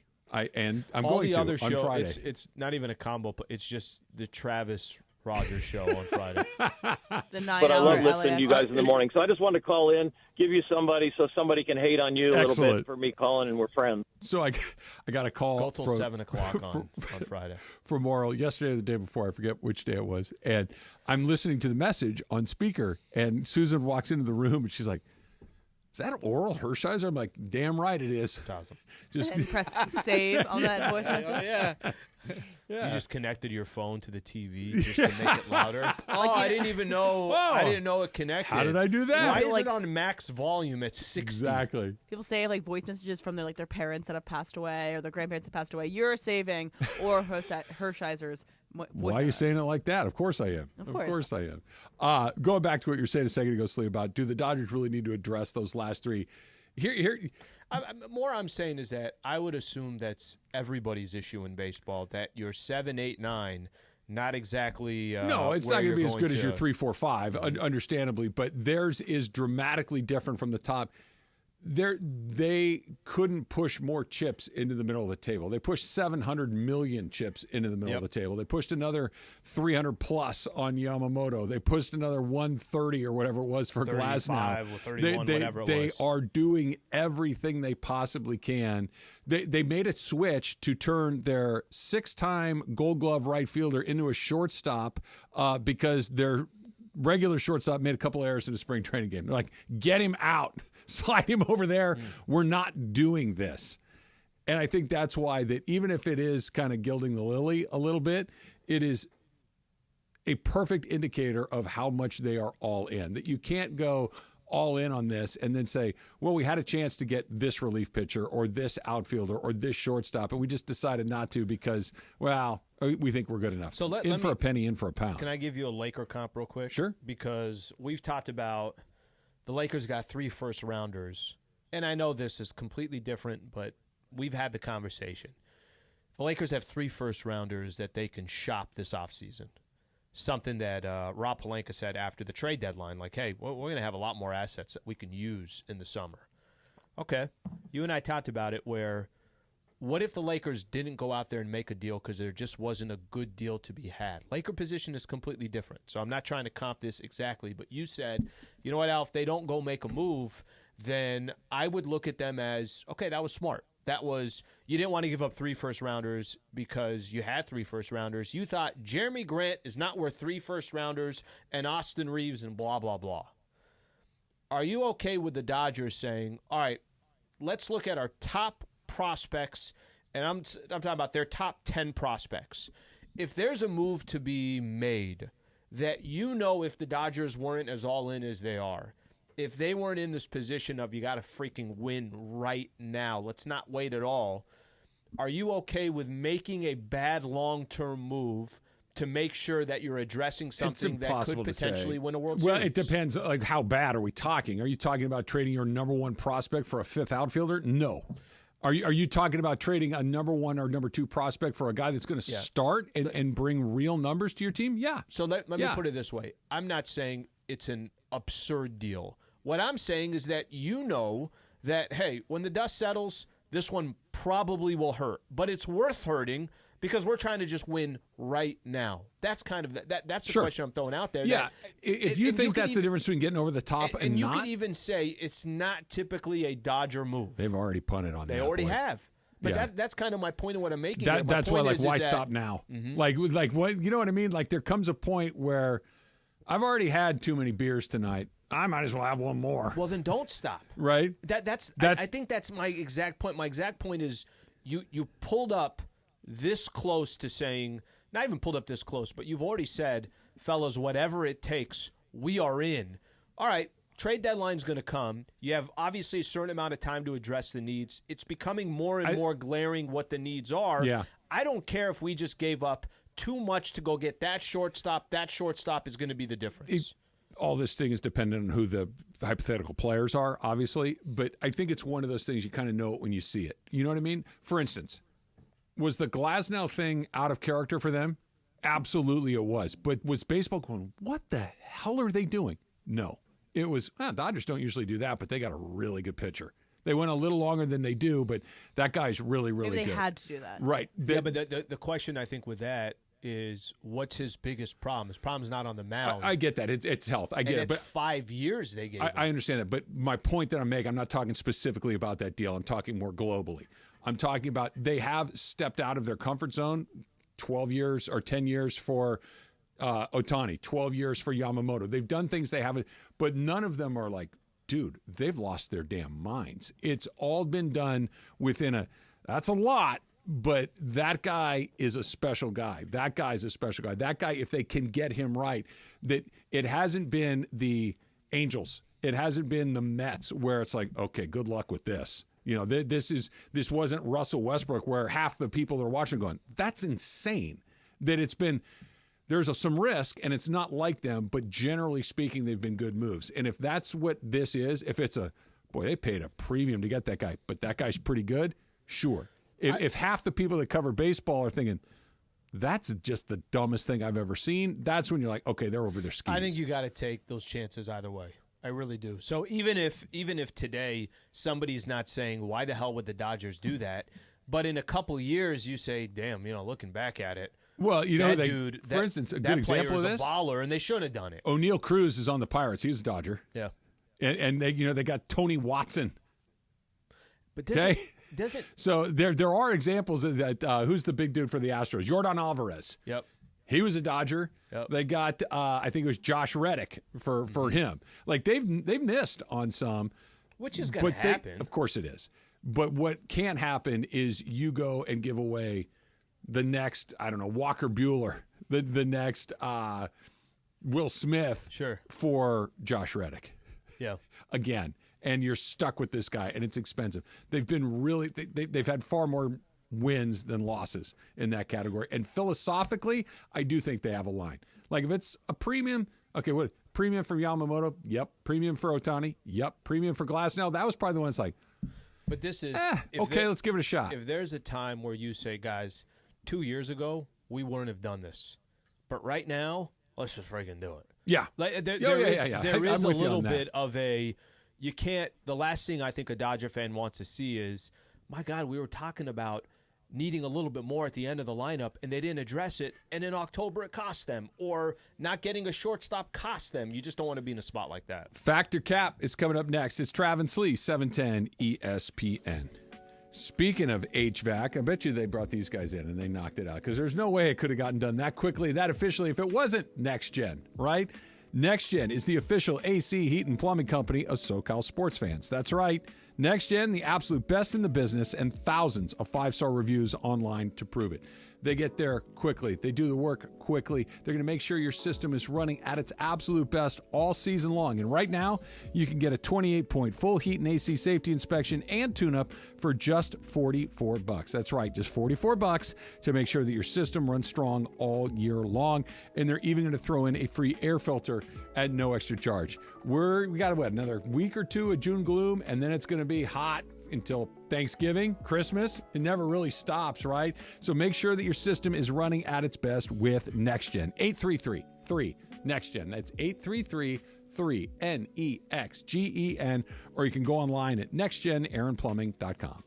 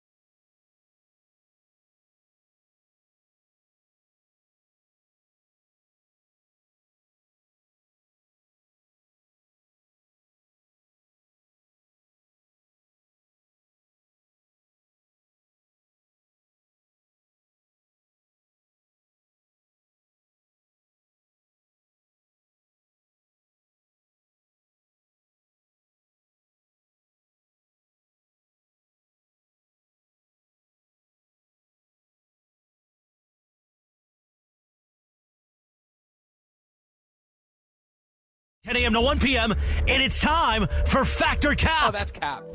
That's so cap, Dad. Everything I've said is a cap, but I'm going to go fact. First of all, it's not a cap. It is a cap. Welcome to Factor Cap. Hi, guys. Aloha. Aloha. I'm nearly over the Aloha. Girl Scout cookies. Aloha. And I really want those coconut cookies. But it's okay. There was, what was I watching? It was like a International House Hunter or something like that. I don't even know it was internet. They had one of those, and it was in Hawaii, and then the floor mat was Aloha. I'm like, we should get that for him. Aloha. Yeah, just welcome into my office. All right, so it is Puka Nacua's birthday today. Happy birthday. Happy birthday. Happy 23rd birthday to Puka Nacua. And besides being a great receiver last year, potential to have a great season again this season, but he also has some of the best flow in the league. So my statement is Puka Nacua has the best flow in the league. His hair. Trav, Patrick Cap. And talk about NFL specifically. Yeah, I'm going to go Cap because I feel like every DB in the league has great flow too. Like they've got the braids out of the back of their hair and like some of those guys halfway down their back. And where Puka's got good flow for sure. I'm jealous of anybody that has any sort of flow whatsoever to speak of, but I'm going to go with one of the many DBs that has the long hair out of the back of their helmet. Al? Is this just current players? Because if Troy Polamalu is off the list, then I'll go Fat. Yeah, I'll go with Puka. I mean, Troy's got obviously the Head and Shoulders commercials. He has made just a beautiful living outside of the NFL because of his hair. So anytime you could do that, I know Pat does those commercials with him too now because of the little bit on his hair. I don't like the Troy commercials where he's in your hair. That creeps me out for some reason. It's just like very. I understand he's not, but it's like I don't need little Troys walking around my scalp. That really gives me the willies. Interesting you're asking both Trav and I this question. That's jacked up, but Jorge? Yeah. No, he does have a nice flow, and Travis made me think of Fred Warner. Fred Warner's got those locks coming out of his helmet as well, so. He does. Yeah. All right, so I was witnessing this kind of like TikTok discussion that was happening about how people were so glad. There's this very famous influencer, Sophia Richie, who is of the Richie family, like Nicole Richie and Lionel. She named her baby. That's kind of like, it's an interesting name. Let's just say that. But they were like, oh, thank goodness that like she didn't steal my name, is what people were saying. That like they're all pregnant right now, one named their baby something. So, Travis and Jorge, you guys have had kids before, and I know that people talk about if what the baby names are ahead of time. So you would get annoyed if your friend quote unquote stole your baby name. So in this scenario, you have told them, hey, I'm going to name my firstborn son Travis. And then they name their son Travis, you would be annoyed by this. Al, Fact or Cap? Fact, especially if it's like a really unique name, okay? Let me give you an example. Seymour. My middle name is Elias, okay?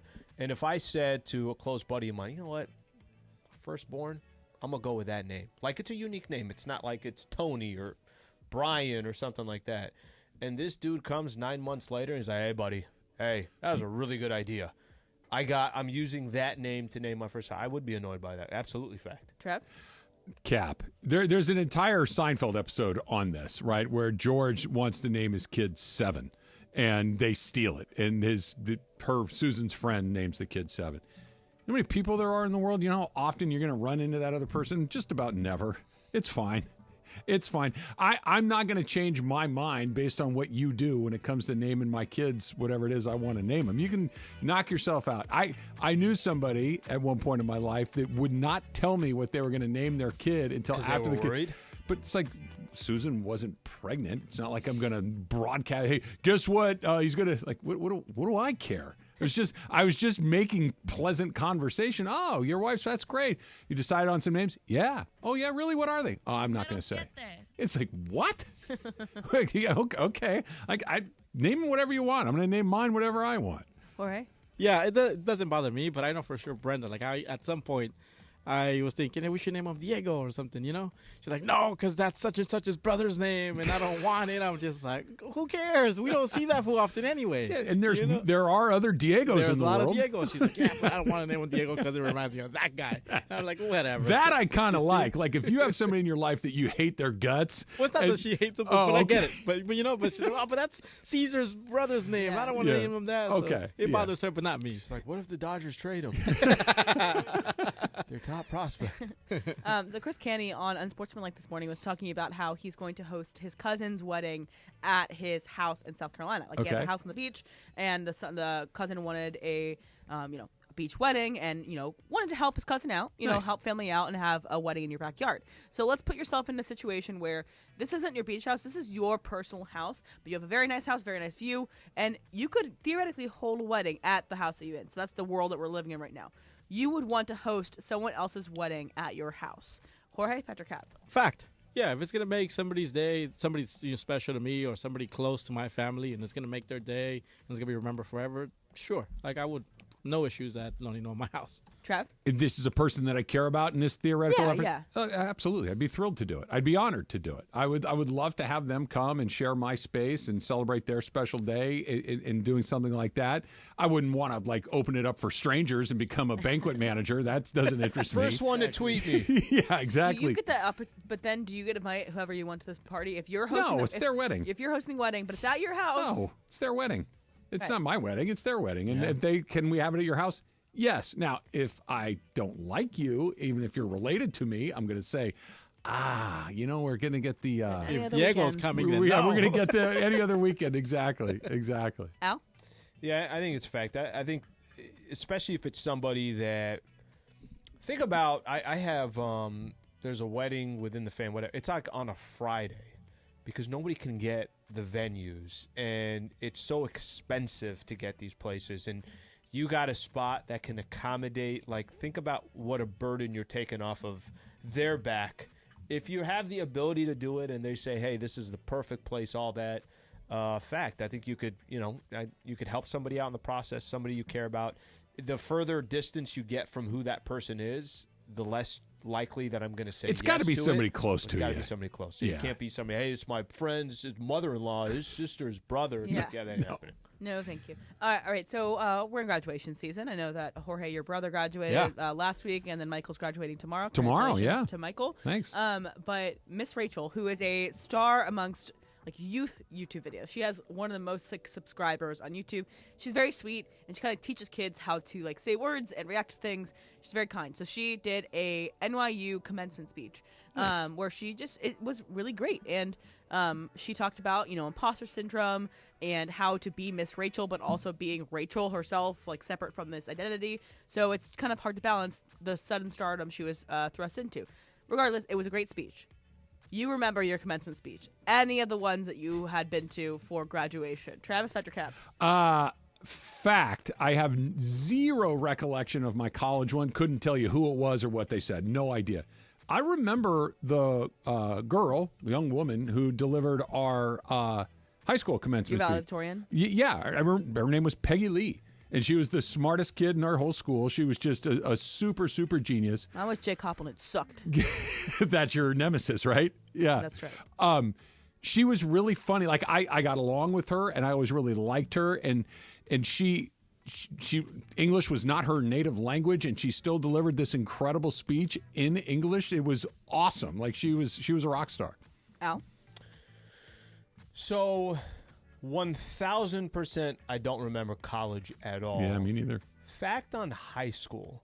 There were, I want to say, 2 different students that gave a speech, and I definitely remember one of them. My God, so long ago, but I have a very, very vague recollection of it. It's funny that college, maybe just because San Diego State's so big and so many people. High school was, even though our high school was huge as well, but it was more intimate based on what college was. So, fact, I do remember. Jorge?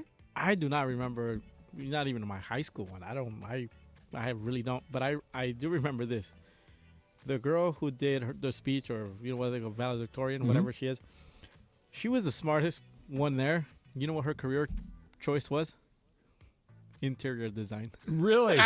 Is she good at it? I have no idea. Everybody was so She's puzzled. great. Yeah. Hey, everybody was so puzzled about it. If you're killing it in interior design, I'm sure it's very lucrative. She's basically Martha Stewart out there. Hey, She's who interior knows? designing everything. Who knows? Being Martha Stewart would not be the worst gig in the world. It would not be. All right, so it is festival season, so music festival season. And one of my favorite artists last week, she was not a headliner, but she was an act for Boston Calling, which is right outside of Boston, Allston. And it's usually not a huge crowd. It's not massive because it's kind of in a small town in outside of Boston. And the headliners, I think, were Ed Sheeran and someone else, but she way outpaced people showing up for her. There's like drone footage of all these people just like rocking out to her set. I'm really happy with how she's progressed this summer. But that being said, let's say it's the very perfect Travis Rogers, Alan Sliwa, Jorge Briones, perfect music festival for you. It's all of your favorite artists back to back to back to back, just designed for you. You would still not go to a packed music festival. Travis or Alan, fact or cap? Cap, I would go. Yeah, I would if I phrase that right. I know I'm not a music festival guy. I know that that's not something that I'm going out of my way to go to. But if all the artists that I like that either they're hip hop, reggae, I grew up listening to, that would be in the sun and it's super packed and there's drunk people everywhere. And then I'm gonna be drunk as well, and I'm gonna enjoy my time. Just because, when do you typically get like? There's a few artists out there that you only get maybe an opportunity or two, especially at this stage. Maybe they're a little bit older. It's like, hey, I want to make sure I see that artist before they stop performing, or why not see them when they're still at their absolute best? Fact, I think I would do it. Yeah, I would be in. Trev? It's cap for me. I just don't feel about that like that. Like if you told me there was like, this is absurd, but if there was like a sports festival where the Dodgers were playing the same day as the Gauchos, followed by the Rams and the Anaheim Ducks, I'm in. Like I'll go spend the whole day doing that. But the idea of, I just don't care about music in a meaningful way. And like you said, drunk, hot crowds, hard pass was something that I'm only mildly interested in. I've only been to 2 music festivals, and I both had a great experience, but there's also various parts of these great experiences that I was like, I wish I could be anywhere else. What is the part about it that you dislike the most? Amount of people? The amount of people, Yeah. and like the idea that you can't get out super easily, and the smell. Yeah. It's disgusting. Musty. People take off their shoes. People don't have their shirts on. It's super disgusting and gross and hot. But the music is usually great. And also, I bring air freshener. it's typically like around your neck. It's typically like general admission. And so if you're short other people. or like me, you have a hard time actually seeing anything happening. Jorge, what do you think? No, I'm with Travis on this one. Like there's a couple of music festivals that Brenda's been wanting to go. One, they're too expensive. Two, you have to plan for the artist at certain times. And I don't have the thing. Like I'd rather go see if I want to see Luis Miguel, to see this go person. go see Luis Miguel by himself. Yeah. As opposed to him singing a set of 3-4 songs and then the next one is up. It's also always a long day, too. Exactly. There's a point in time in the day where like everyone's mad at each other. Probably a stupid question. When you're at a festival like this, and like to your point, like, does the guy that you want to see, do they only do 3 or 4 songs, or are they out there? Depends on what size of an artist they are. I worked events for in the for bandas and stuff like that, Latino stuff, and they give them a set time. Like you got 30 minutes or you got 45 minutes. That's like it. If you're the headliner, though, you probably You get get an the rest. hour and a half. That's like, not a ton If you're of time. Beyonce, if you're like Lana Del Rey from this past year, the Coachella or whatever, they get like their full hour and a half, maybe even 2 hours. But everybody else has a lot shorter time, depending on how "quote unquote" important you are, how much of a headliner you are. No. But it's interesting, man. Like I've seen those, and you get those risks. People pay money. Don't you peter for that out respect. like as you like? Okay, you're fired up. You get there. You're having your beers. You're having a good time. Somebody, okay, this is great. Then you hit that middle part. You're like, It's 3 p.m. Man, I don't know. And then hot. I got 7 hours to go before the headliner takes the stage. Before Korn takes the chance. stage. You know what I'm saying? Not a chance. Limp Not Bizkit. a chance. I want to play something for you guys because you guys know how much I love Matthew Stafford and how good of a quarterback I think he is. Exactly. I may have to go even higher voice than that with my adjuration or adulation. Adjuration? What a Admiration, adulation. Put them together. Adjuration. That's next. It's Travis Lee, 710 ESPN.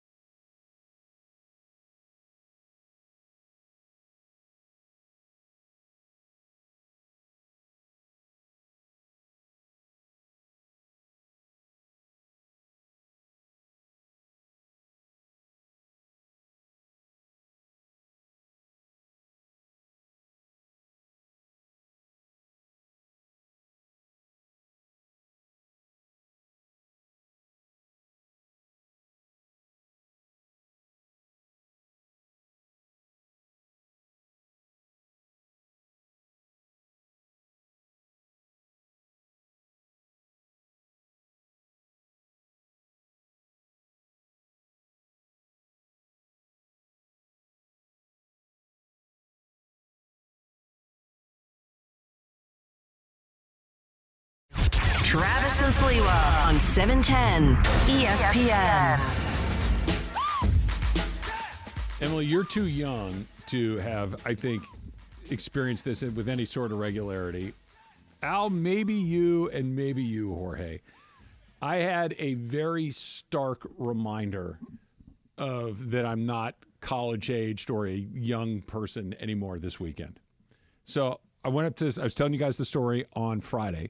Susan and I and my youngest son, Michael, we went up to San Luis Obispo to go look at the school. Michael got into Cal Poly kind of at the last minute, so it wasn't really even on our radar, so we decided to go up there and check it out. We had an unbelievable Saturday. We had a really good time. I got in I had 20,000 steps. We hiked to, they have a big straw hat. They had a big P on the side of the mountain that we hiked up to, which, by the way, had I known it was that steep or that long, I never would have agreed to do it. Anyway, so we had a really good day. Exercise, feeling really good about myself. And then we went and had lunch in the afternoon and had a couple of beers, no big deal, whatever. And then we kind of got stuck in no man's land, and we had a little bit of snacks and stuff, and we went to this place and had a couple of drinks. And then fast forward to, I don't know, 10:30, 11 o'clock that night. We're in our hotel room, and Michael says to me, "Dad, are you hungry?" I'm like, "Yes." You're up at 10:30? It was, I could eat. it was impressive. I was up, and I was hungry. We ordered a pizza at, I don't know, it was 11:15 or whatever. It shows up at 11:30 or 11:45 or whatever. And Michael and I took down an entire pizza right around midnight, and then I went to sleep 8 seconds later. Like, swallowed the last bite of food, got in bed, went to sleep. Good night. I felt like I got run over by a car when I woke up the next morning. Yeah. I was so miserably uncomfortable. And that's something you just say, hey, pizza at midnight, let's go. Pizza at midnight, followed by whatever it was, 6-7 hours of sleep, felt like the worst hangover I've ever had in my life. I went to, I mentioned on Saturday, I went to the Padres-Yankees game. Had a couple drinks there, ate some ballpark food, whatever it was. I woke up and I was telling her, it's kind of more of a joke. I'm like, I feel like I just went to Vegas. I didn't do anything. All I did was drink and have some food, and that's where I am in my life. I'm like, 9:30, I'm like driving home. I'm like, yeah, I feel like, and listen, I was in downtown by like 4 o'clock, so this was over a long period of time. So to answer your question, yeah, I would have felt the exact same way. Mole over the weekend? No. It's one of those things. Saturday, we're not doing nothing. We're not going to your mom's. We're not going to my mom's. We're just going to stay put, watch movies, just chill with the kids. Fine. Hey, what do you want for dinner? You know what? Just make that mole that we never made. Fine. We make the mole. Fine. 9 o'clock. Hey, we're going to start a new movie because the kids are asleep. You know, we're going to start a new movie. You know what? You want a plate? I'm going to make a plate right now. Sure. Another plate. Another plate. This is, we had dinner like at 5:30 or 6. Okay. This is 9 something. Like, you want another plate? Sure. Mole. We warm it up. We eat. I'm watching the movie. I'm like, dude, I feel horrible right now. She's like, you want like a Topo Chico or something, you know, like, just to kind of, something. I'm like, yeah, whatever. And then we had that, and I don't feel right like eating late at night like that. Emily, have you had this experience? Are you still young enough that you can muscle through late at night? It just depends on what it is. I can't eat Chinese food late at night because it sits in my stomach weird. Okay. But I could, it just depends. I have to be strategic about what I eat late at night because I don't want to be woken up in the middle of the night. Don't eat mole. Yeah. All right, so tell us a little highlight of the trip here. I mean, where's Michael kind of leaning here? When he lets me know, I'll let you know. He's playing his cards very close to the vest at this point. We did have a weird moment. It was before the pizza. We got back to the room, and we're standing in the hallway in the hotel room. Yeah.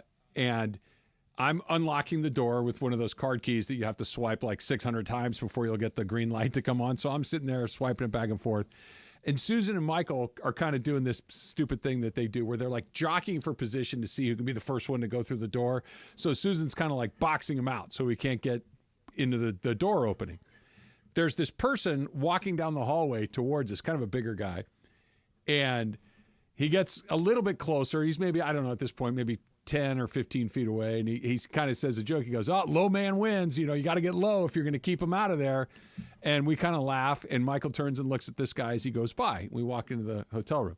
Michael looks at me and goes, Dad, that looked a lot like Drew Bledsoe. I'm like, what? That's random. He goes, no, hold on. That was Drew Bledsoe. I'm like, are you sure? He goes, hold on, I'm going to find out. So he goes back out. He catches Drew Bledsoe at the elevator. He's like, hey, you mind if we take a selfie? Couldn't have been a nicer guy. Dee and Michael chatted about going to school and all these things. He said, what else are you thinking? Michael said Oregon. He goes, oh, I hate the Ducks. He goes, he said, used a colorful word, forget the Ducks. And they had a nice little moment. Michael said, I loved you on the Tom Brady roast. They talked about that for a few minutes. So he had a little NFL sighting in the middle of San Luis Obispo. And maybe a little thumb on the scale in terms of yeah, maybe a little insider there. It was pretty good. It was pretty good. That place is so stupid, beautiful, and fun, and the weather was perfect. And let's put it this way: I don't know if I've ever been to a place, and I've only lived in places where the weather is good or at least warm the vast majority of the time. I lived in Los Angeles, Santa Barbara, Houston. Phoenix, and Houston. Yep. Okay, those are the 4 places that I've lived. The weather's always nice. I don't know if I've ever seen a fitter group of people than the people in San Luis Obispo. Really? Everywhere you turn, it's like that. It looked like a ad for a spa. Everywhere you turned around, everybody looked like they were living the best day of their life. Now, everybody's 90% naked everywhere they go on campus. That was a bit of an eye-opener for me. But it was literally or just wearing skimpy clothing? Bikini tops and barely there shorts if you're a girl, and cowboy boots. And if you're a guy, darty, yeah, the darty, that's the darty female uniform. The darty male uniform is a tank top or no shirt and shorts and no shoes. So Bobby would fit in perfectly there. But it was put it this way, it showed out pretty nicely. All right, good. Michael looked, hey, look, what's going on over there? What's going on over there? The place had a little bit of energy into it. It was a good day. It was a good day. Don't forget, you're going to want to join Al and myself, the Trav and Slee Show, coming up Friday. We will be broadcasting live from 10 to 1 at Legends Attic in the city of Claremont. Legends Attic is a sports fan's dream destination. Part sports museum, part art gallery, part sports card collectibles. Oral Hershiser, Jaime Harin, Peter O'Malley, and more. Special guests all day long. They're going to be in the house on Friday, along with incredible giveaways. That's Legends Attic from 10 to 1, 619 West Foothill Boulevard in Claremont. We will see you live from Legends Attic on Friday. Can't wait. And I get to hang out with Oral all day. I got a lot of questions. Matthew Stafford's brain is better than yours, mine's, and just about everyone else. That's coming up next. It's Trav and Slee, 710 ESPN.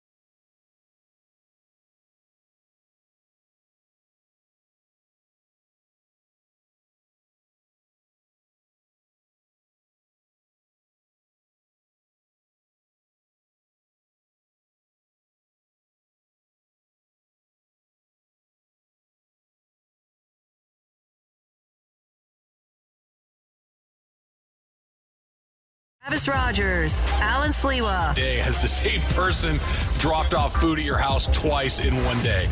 I don't know. Great question. Travis and Sliwa On 710 ESPN. I think we've turned the corner, Slee. That we got off to a weird start today. It was hot in here. Emily was a little frustrated, and then she didn't get her cookie. Yep. I feel like in the last segment or two, we've turned the corner. That we got the old Emily, the bubbly, the pleasant Emily back. We are going to find out how's your response to what you just said? What do you think, Em? I feel like you're back. Are you feeling better? Is that what it is? Did you take some Tylenol or something? No. No? You sound better. You don't sound as nasally as you did this morning. Oh, well, thank you. Jeez. It's one of those things, too, where it gets better through the day. You know? Yeah. Sorry, I just ran in the hallway because I was in the restroom. No, when you're feeling sick, the worst That's going to take it morning. out of you again. You're going to get your nasal back. When you're sick, in the morning, but by the time you get a couple hours in, you start feeling a little better. Did you see that by chance? When we were talking, the lens just went bink. So Did you see that? I got new glasses. Yeah, I had to re-glue them. They're not great. Yeah. But I do want, though, I still want to know who did it. I still want to know who did it. Who did what? The cookie box thing. Because I want them to know that's not okay. It's not okay to just take out that plastic inside and leave an empty box in the studio. This isn't your home. This isn't your house. Like, get over it. But their home/house is probably exactly what you're envisioning, because the way you live your life is the way you live your life. If your car is neat, your house is probably neat. If your house is neat, your workspace is probably neat. Like, you don't live like a slob in one spot and neatly in another. I clean here. I never clean at home. I just want to know what was going through their mind. Like, what made them want to just, like, pick it up, leave it there, take out the insides, and throw that away? I really don't understand the thought process. You're going to have to try to find Start out interrogating people. Yeah. Start asking questions. Look them in the eyes. If they're not staring you in the eyes when they're responding, it's probably them. It is time to make your vote count for the biggest night of the year on ESPN LA. Of course, it's Mandy's 3. Go to ESPNLA.com. Click on the Mandy's 3 voting page logo, presented by the law offices of Joseph S. Normand. Injury attorneys you can trust. 213-747-2000. Vote now at ESPNLA.com. I want to play this for you, Slee, because this is on TikTok, Em, right? But it's pulled from like a Rams thing. It's like one of their Rams mic'd ups, but I guess you have a very clear mic. You have a very clear mic of Matthew Stafford. He's in the huddle with his teammates. And you can, in the background, you can faintly hear Sean McVay giving him the play call in his helmet headset. Mm-hmm. And Stafford is getting more and more frustrated by the information that's coming in. Hey, speed left edge jack. All right, it's going to be American Exchange. Can it, all right, with 3-jet rib Z Brownie. Oh, easy, listen. 13 duo Tim. Yeah, here it is. Woo! I got it. Please stop. Yes, please stop. Oh my God, he's still going. Hey, he's still going. Hey, snatch this if you get him, right? I mean, he's still going. You're 1.5 yards from an edge split in the middle. I mean, this is unbelievable what I'm getting right now.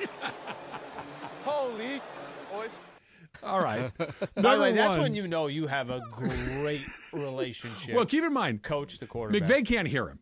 The communication only goes one way. Yep. He's talking to his teammates, but you can tell, like, Stafford is, I got what you want. Stop talking. I understand what you want. Let me call the play. But he's got so much noise in his headset that this is an insight into McVay and how detail-oriented and precise he wants to be. And like you said, Al, this is a really good kind of glimpse at how well Matthew Stafford processes it, because that is nonsense to anybody who doesn't understand it. But he's like, yeah, I got it. Just stop talking and leave me alone. I love, too, kind of telling all the other players, almost like, guys, can somebody get in here?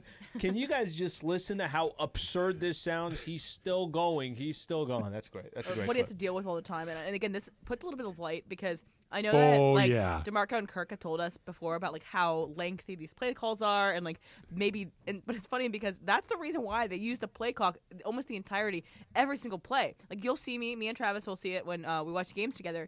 I'm just like, okay, 3. They're still in the huddle at 10 seconds left on the play clock. It's absolutely ridiculous, but it's because McVay wants to get his very perfect play call off, and it's very long. Well, you can't help but wonder too, right? That this is this a product of Matthew Stafford can take in all of this information and process it and relay it to his teammates in a meaningful, concise, quick way, or is this McVay having to give this amount of detail because he was conditioned with Jared Goff? Keep in mind, when he got Goff wasn't a rookie exactly, but he'd barely played the year before in a totally different system. Go back to that first and second year. Remember what the buzz was?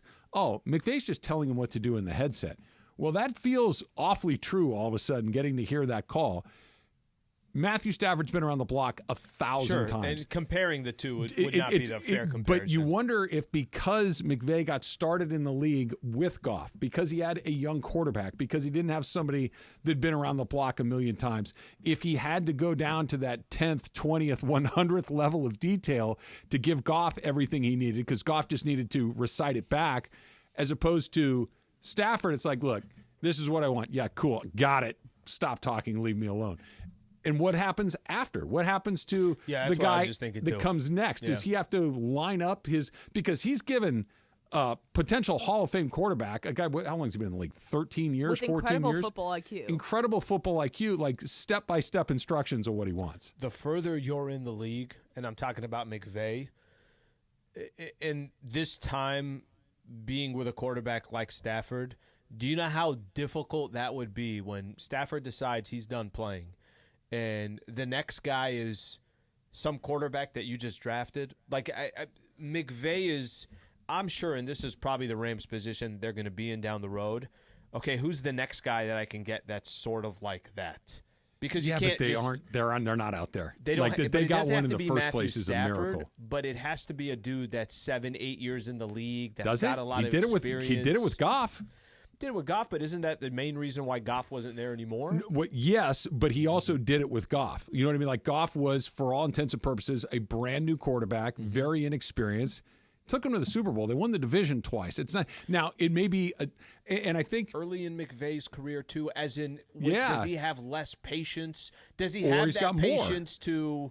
You know what I mean? Like as you get older, does he have less? It depends on what we're talking about. You get more patient with things that you realize not everybody is on this level. I can't treat Matthew Stafford the way I'll treat a draft pick 3-4 years from now. I need to be a different sort of teacher. I'm not saying that you like it as much, but it's that's the job of coaching, right? Is trying to find a way to communicate with a guy that was calling plays at, Ohio State a year ago, as opposed to a guy that's been in the league for 15 years. That's got to be the challenge of it. You know what's impressive about listening to that is a couple weeks ago we heard him and JB going through different plays throughout the years. McVay and JB. So the fact that this guy keeps going, just telling them the detail of the play, I got you, and he understands them, and then somehow McVay can remember that years later, or that dude remembers everything. That's insane.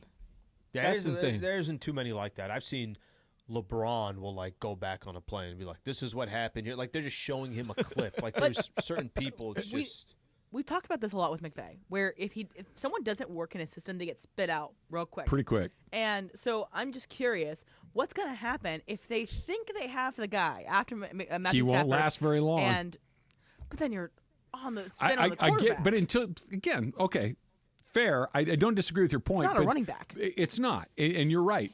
He's had two, and they've both been very, very successful. So this idea that you're going to churn and burn them real quick, not really. Yeah. He's had two, and they've both been very, very successful and very different types. It's not churning and burning. No, very, very different types of people along the way. Hey, okay, I got a question for you guys.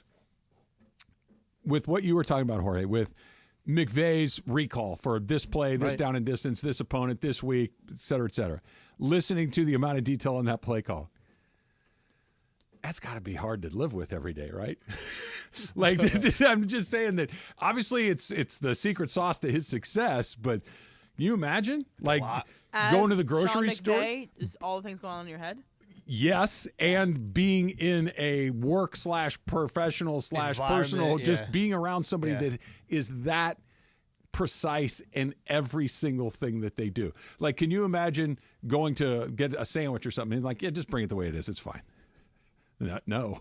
I remember the one time I went to the Subway, and it was on Crenshaw Boulevard. It was 2:46 in the afternoon, and the lettuce had been in the bag for an hour longer than it was supposed to be. How do you add tomatoes? You usually put it in the microwave for 2 minutes. You went 2:30 on this one. Cheese was a little over melted. Wow. It's very specific. It's got to be a burden, right? I get it. It makes him a tremendous football coach. It makes him an unbelievably charismatic leader and all these things. Sure. Ay. Are you ready by the...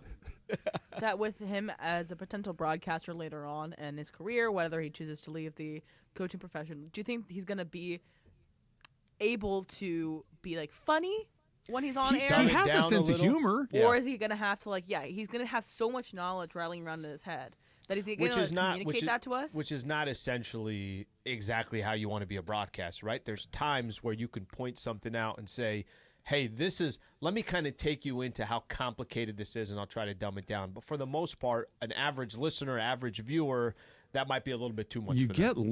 what do you get, 20 seconds? Maybe 25 before the ball's snapped again. You don't have a ton of time to try to set this thing up. True. And the football will not be the challenging part. It's the communicating to people like us who are not football geniuses. Make how it do you Sean. do that? Kinda. Yeah. Kinda. I'm with you on yeah, that. That's the price of being with a genius, because clearly Sean McVay is a football genius. Yes. And that's the price you pay with any type of genius that you're around. It's like they just know so much more than you do, and honestly, it's gonna have to be you're almost just in awe of what they can do. Are you ready? You're only 100 days away. I know. 100 days till the beginning of the NFL season. Is that preseason or is that week 1? I don't know. I read it 100. I think it's the regular season. I think, well, let's see. It's May to June, July, August. Yeah, probably 100 days till the beginning of the regular season, because that's like the first week in September. Yeah, that's not far, buddy. That's not far. Can you imagine trying to learn that language in 100 days? I can't. Forget it, Right? You're let me take the offensive player that they've added. They get Jonah Jackson. And again, been in the league a long time. So probably has like the building blocks to learn this stuff. But I can't imagine coming in and having no idea what this guy's about and running into that amount of information at that speed.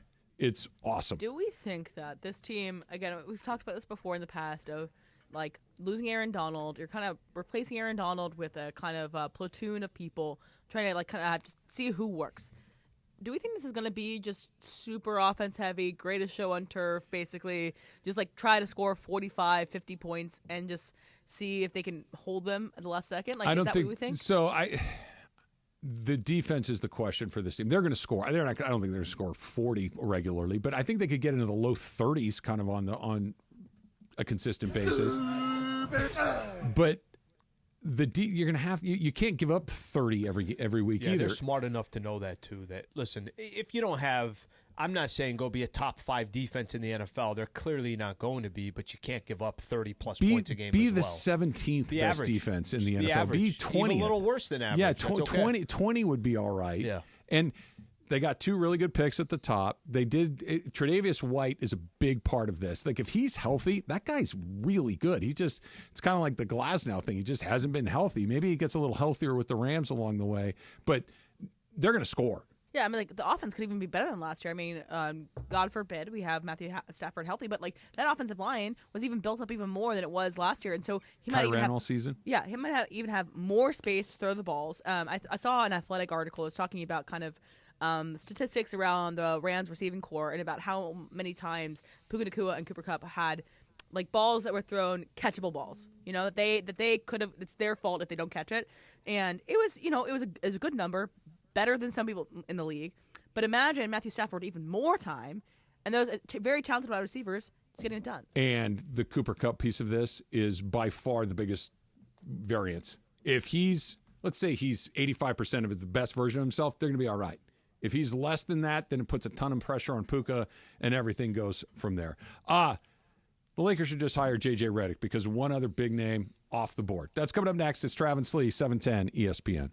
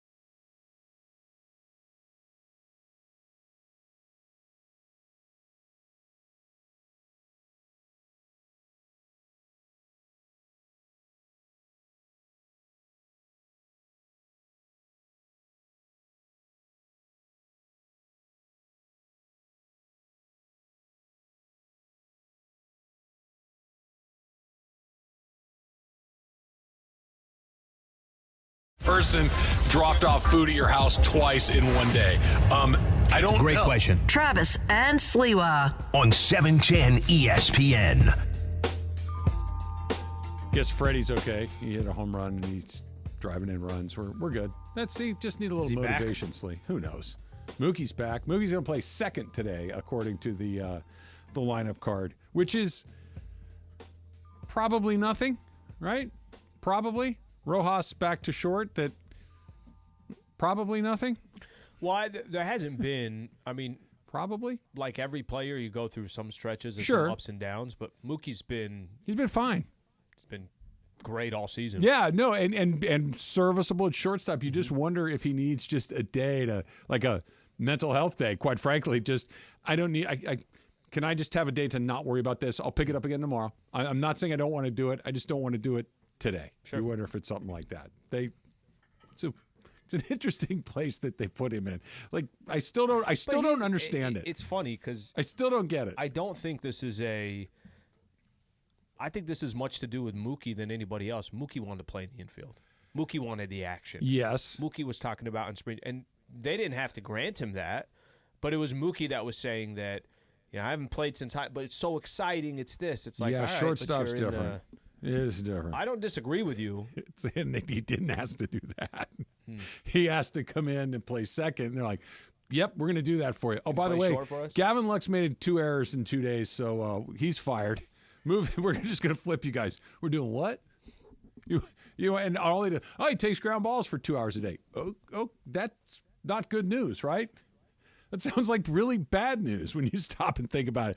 Like, we're going to add 2 extra hours of work. I understand he's probably doing outfield drills, but working on his footwork. It's like, really? Every day? This sounds like bad news to me. I feel like, because this was started last season. Last season, you kind of had brought it up, like the conversation of, I think what you fear is you're waiting for something bad to happen. Well, Whether it could be, and I'm not yes. even talking about an injury. I'm just saying that you're waiting for something bad to happen, that your initial idea of the concept of having him at short, you didn't like it, and you're just waiting for something bad to happen. Didn't like the original concept of him playing second. I was wrong about that. I add this to the very short list of things that I've been wrong about. I didn't like that because I figured he's the best right fielder in baseball. He's a 6-time Gold Glove right fielder. Why are we taking him out of that? But that just didn't make any sense to me. Mm-hmm. He was good. He was really good at second base. It's fine. Shortstop's totally different. Why not have him catch? Well, why not just go the full, turn him into your closer? Like, it just seems like you're asking so much more from him. But so far, so good. Hopefully it works out. The Clippers have got their guy. Ty Lue signed a contract extension, a new deal through the 28-29 season that will make him one of the NBA's highest-paid coaches at approximately $14 million per year. That, according to sources at ESPN. So Ty Lue probably never going to shake loose to get to the Lakers. But in the back of your mind, like, who were you talking to that said, hey, don't close the door on that? Was it McMenamin? It was McMenamin basically saying that until he's officially signed somewhere else, and I'm sure, look, I think Jason Kidd used the leverage that he had, and there were reports right after Lakers were eliminated. They're interested in Jason Kidd. Extension. Right. Ty Lue, there's reports that the Lakers are interested in Ty Lue, and before you know it, extension. The Lakers have basically been used to make Ty Lue and Jason Kidd long-term. Not to say that they weren't going to be long-term, sure, but it certainly helped with having the Lakers in the background. Why not just hire J.J. Redick? Why not even just announce that you're going to hire J.J. Redick? Do you have to do the song and dance of interviewing and talking to him? I mean, it just seems like of all the candidates we've seen and heard about, that this is the one that is still front and center. Apparently, yes, you do have to do the song and dance because they've been doing it for a couple of weeks. I don't think anybody, Chris Haynes had a report out there that would be shocked if it wasn't JJ with the Lakers next season. You and I have been talking about that for a couple of weeks where it's like, hey, the only surprise at this point is if they came out and said, James Borrego is the next head coach. Sam Cassell is the next head coach of the Los Angeles Lakers. So, yes, I do think it's just a matter of time. And listen, just think about how different the two positions are, the Clippers and the Lakers.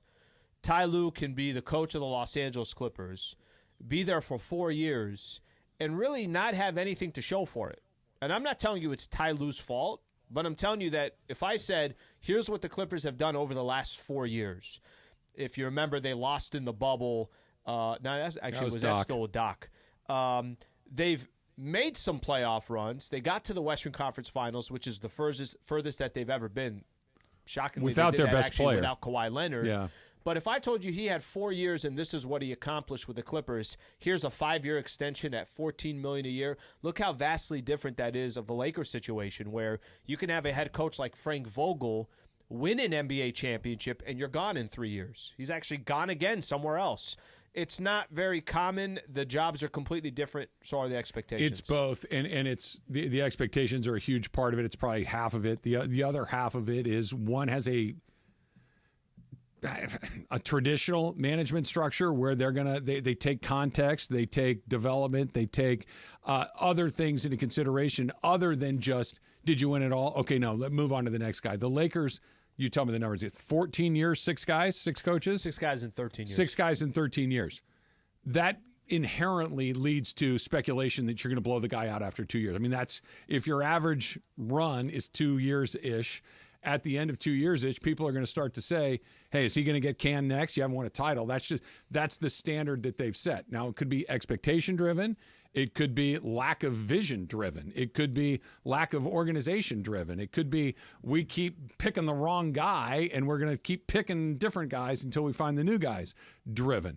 But the Clippers, I think, look at it, when they look at their history over the last 4 years, I don't think they look at it like, we don't have the right coach in place. I think they look at it, we've been very unlucky with injuries, maybe to the point of it's not just unlucky. These guys are just hurt all the time. We haven't got the most out of Kawhi Leonard and Paul George. We didn't do, this signing or that signing. But I don't know if anybody has looked at it and said, we don't have the right coach there. And they're going to nibble around the edges. Maybe they decide to re-sign Paul George. Maybe he goes somewhere else. But I think that's just one of those, look, we're going to be self-evaluating, and the coach is not the reason we're not going deeper into the playoffs. Lakers are almost like no other franchise in sports. There's only a few of them where, I'll give an example. The Dallas Cowboys, it's not the same. I know the history is different, everything else, but the Cowboys, doesn't always feel like whoever's the coach there is on the hot seat. Yeah, but they don't change him very often. He's always in the hot seat. Like Jason Garrett was there 10 years. Sure. Yeah, they don't fire. It's speculation is there, but they don't fire guys. They leave them there because I think there are certain franchises where the reason's the same though. Mm-hmm. The reason's the same is that somebody making the decisions is not doing it from a, hey, where is the actual problem lie? That the problem for the Cowboys was the head coach, but Jerry Jones didn't want to go get the head coach because he wants to be the guy that puts the players and all these things. The Laker thing is, I don't think they have a master plan. I think they just, okay, that didn't work. Okay, do something different. And it's like, okay, that didn't work. Do something different. Sure. That there isn't that clear path to, we want to get over there and here's how we're going to do it. The decision-making process is the same. They just go about it different ways. I want to throw something that Jorge threw my way. So I'm coming in from one of the breaks and he's like, hey, which one would be worse, Kyrie winning a championship or the Celtics winning a championship? It's kind of funny, and I think we both know the answer, right? Like, we're both going to say, of course, Boston winning an NBA championship would be, that's 18 and everything else. But he's like, yeah, but everybody's going to say, well, the Lakers didn't go out and get Kyrie, and look what he just did. He's about to, go to the finals. They're a game away from getting to the NBA Finals. I think it's interesting. The Kyrie, I want to kind of walk back because he's not the only one to say that. I've heard a lot of people say, yeah, Lakers really screwed up the Kyrie Irving situation. No, they didn't. That's right. Okay, so let's go back to, do you remember you and I were doing a show? I remember it vividly. I wasn't actually even in the studio. I was down in San Diego, and I was doing it from one of the radio stations out there. Damn, McVeigh mind here. And very, very specific to things. But you and I were doing a show, and the news had come out right when we're doing the show that Kyrie's leaving Brooklyn. And there was only a couple places, and the Lakers were tied to Brooklyn as well. And I can't remember if Dallas was a big one at the time. And you and I were like, all right, well, you know what? If you're going to roll the dice, just roll it. You already have Russell Westbrook. You're trying to figure things out. Nobody knew the direction the Lakers were going in. And I remember when the dust settled, they ended up, Joe Tsai, which is the owner of the Brooklyn Nets, without saying, I'm not going to trade him because I don't want him to go. I'm not going to trade him to the Lakers because I don't want what he wants to happen. I don't want to give him what he wants. I don't want to give him what he wants. Ended up trading him to Dallas. I never really thought the Lakers had a true chance of getting him there. Okay. Now let's fast forward a little bit. This past offseason, was there a line out the door to go sign Kyrie Irving? did Dallas give him a 3-year, $120 million deal, partially because, guys, we just traded for this damn guy. We have to take a chance and seeing if Kyrie can work with Luka. For those that are saying, well, the Lakers screwed this up and they should have went after Kyrie, you know what every Laker fan was saying in the offseason? They were saying, you just got to the Western Conference Finals. Pelinka, you keep recycling this roster over and over. Look how many different versions of the roster you've had since you've been president of basketball operations. Can you let this thing marinate for a second? Can you walk into the season with these guys? I don't look at the Kyrie situation as maybe some people do. I think what he's accomplished in Dallas, I don't think anybody was looking at and thinking, even Dallas didn't think they were going to get this version of Kyrie, and I don't think that's on the Lakers, and this is one that the front office part of it I don't have an issue with. No.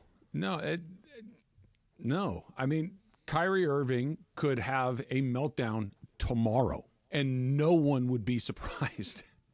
You know what I mean? There are just some guys that their talent is unquestioned. Nobody, from the moment he showed up in the league, nobody said Kyrie can't play. Of course he can. He's one of the best players in the league. The problem has always been, I don't know which dude I'm going to get. I don't know if I'm going to get the guy that his teammates love him. I don't know if we're going to get the guy that everybody's waiting for him to leave so we can start over, because you just don't know. It changed. He's going to say something crazy to a reporter that's going to spark a controversy. He's only going to play in half the games. He just disappears I don't know. And it didn't just happen in one place. It's happened in multiple places along the way. So the Lakers were already in a bit of disarray with the Russell Westbrook thing, where then when the trade came up as a possibility the first time, assumption would be that Russ would leave and Kyrie would come in. But it was like, I don't need more unpredictability in that moment. Look, he's been terrific for Dallas. He might win an NBA championship or another NBA championship. And if they do, it'll be because he's terrific. You know, his role as second best on a team, I think, is the one that's perfectly suited for him, assuming that the guy that's the best is a big, bad dude, right? And that's LeBron and that's Luka. That ain't KD. KD's a pushover. KD's one of those guys that is not going to stand up and say, oh, hell no, we're not doing that. He's kind of an emotional guy. And Kyrie, I think, took it not even like in a conscious way, just in a subconscious way of, I just am going to take over the room. If I'm able to take over the room, I will. Luka's not going to let that happen. LeBron was never going to let that happen. Ty Lue probably was never going to let that happen. Jason Kidd is another Dallas Mavericks. Another great part of this. So I don't think the Lakers missed an opportunity to add a really good player, but the idea of who's the coach of that team? You know, who keeps him in line here? Was Frank Vogel going to do it? Was Darvin Ham going to do it? I don't know. I go back to it. I think it came down to, I think LeBron, I think people, why they were tying Kyrie to the Lakers was because of LeBron. Hey, they've done it before. Yeah, he'll listen to LeBron, or they'll be whatever it was. But I think in the offseason, to try to predict that Kyrie's been, forget what he's been on the basketball floor. He's been a good leader. He's been teaching all the young kids. Like, he's been doing everything. And how are you supposed to make that prediction? The only reason why Dallas did is because they were already pot committed. He's been all the things that you said, and he has been this. But he's also one of those guys that literally, if something happened tomorrow, you wouldn't be like, what? He did what? You'd be like, oh, it finally happened, huh? Okay. And I don't like betting on those guys. Dallas may hit the jackpot with it. They may get exactly what they wanted. Good for them. The Lakers, I'm critical of the Lakers when I think they deserve criticism. I don't think they deserve criticism for that even a little bit. Hot and cold coming up next. It's Travis Lee, 710 ESPN.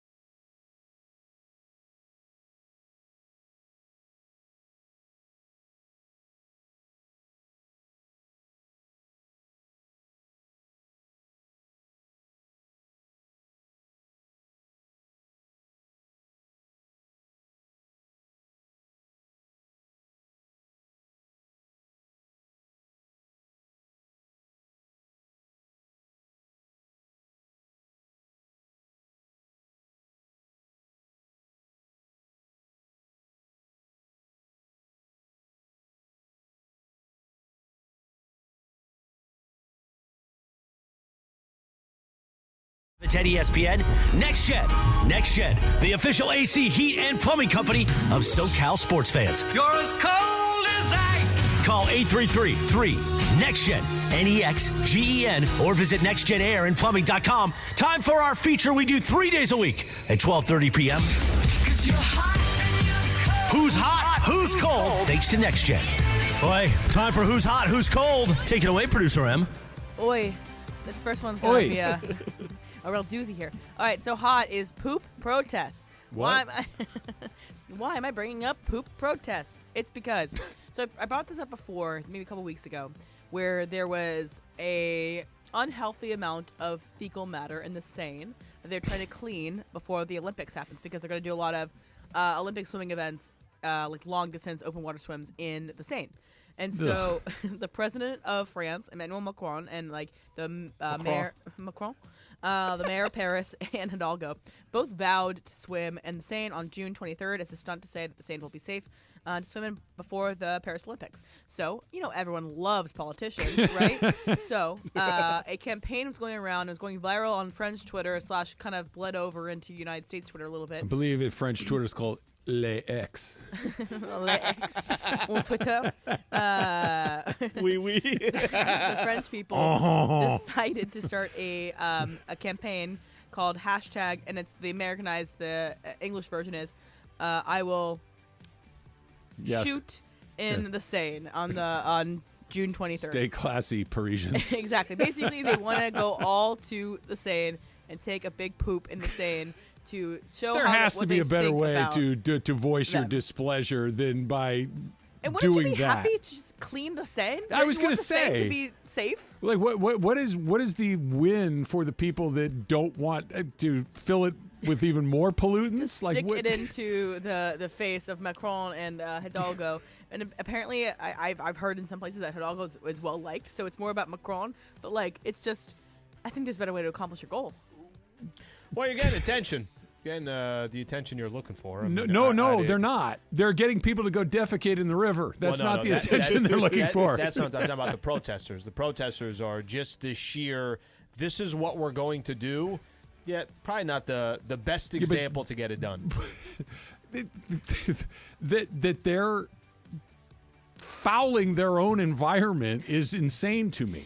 Like, I get I don't care if this hurts me. It's going to hurt you. Right, I don't like Macron. I voted for the other guy, the other one. Fine, but I'm going to do that in return. That's insane to me. Like, this is deeply aberrant behavior. This is something you need to sit down and talk with somebody about. And you want the Seine to be clean, and they also, I know part of the protest is that they want the Paris to take more initiative to become more accessible, because a lot of times the French subway system is not accessible to people with wheelchairs or disabilities, and so this is part of the poop protest. And it's like, hey, the Seine isn't your only problem. Let's do other problems as well in Paris. But I love the title, protest. Poop Protest.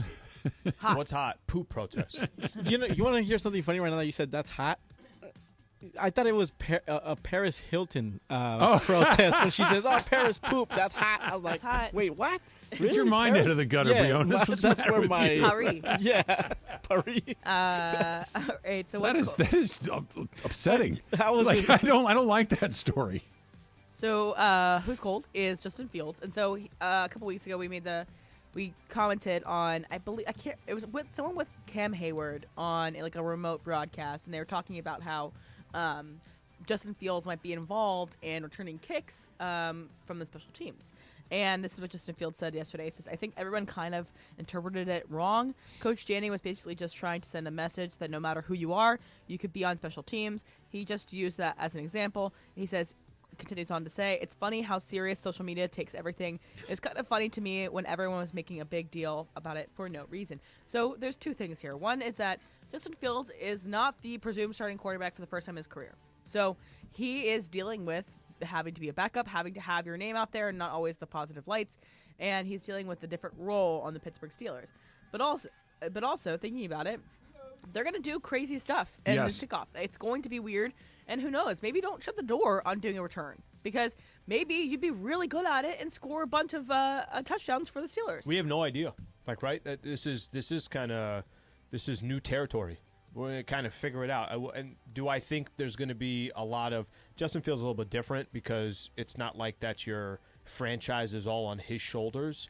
But there's going to be – I don't think they're going to use – you're not going to see – I mean, I'm assuming you're not going to – Lamar Jackson's not going to be doing this. You wouldn't think. I'm assuming that he's not. But that doesn't mean that there aren't other players that you're like, okay, that's interesting. Look what this team did, and they had some success doing it, and other people copy. What about this scenario, though? So it is a kickoff, and the Ravens are down. They're down a touchdown. It's the playoff game, and you know that if you get the ball to Lamar Jackson, he's going to be able to find space. Do you put them – we need to win this situation. We don't have it tomorrow if we don't score here. Here's the – okay, I want to take this point by point. There's a lot of interesting stuff here. Number one, to your point, Em, in the scenario that you could, unless you've been practicing it all season long, absolutely not. You're not just saying, hey, let's just go try it and see what happens. You have to prepare for it. Now, maybe you're thinking, hey, guys, we're going to practice this once a week. Have it in our bag for that particular moment. For maybe almost like a Hail Mary moment. Right, but it would have to be a Hail Mary moment. You're not getting your quarterback hit returning a kick. You're not getting your backup quarterback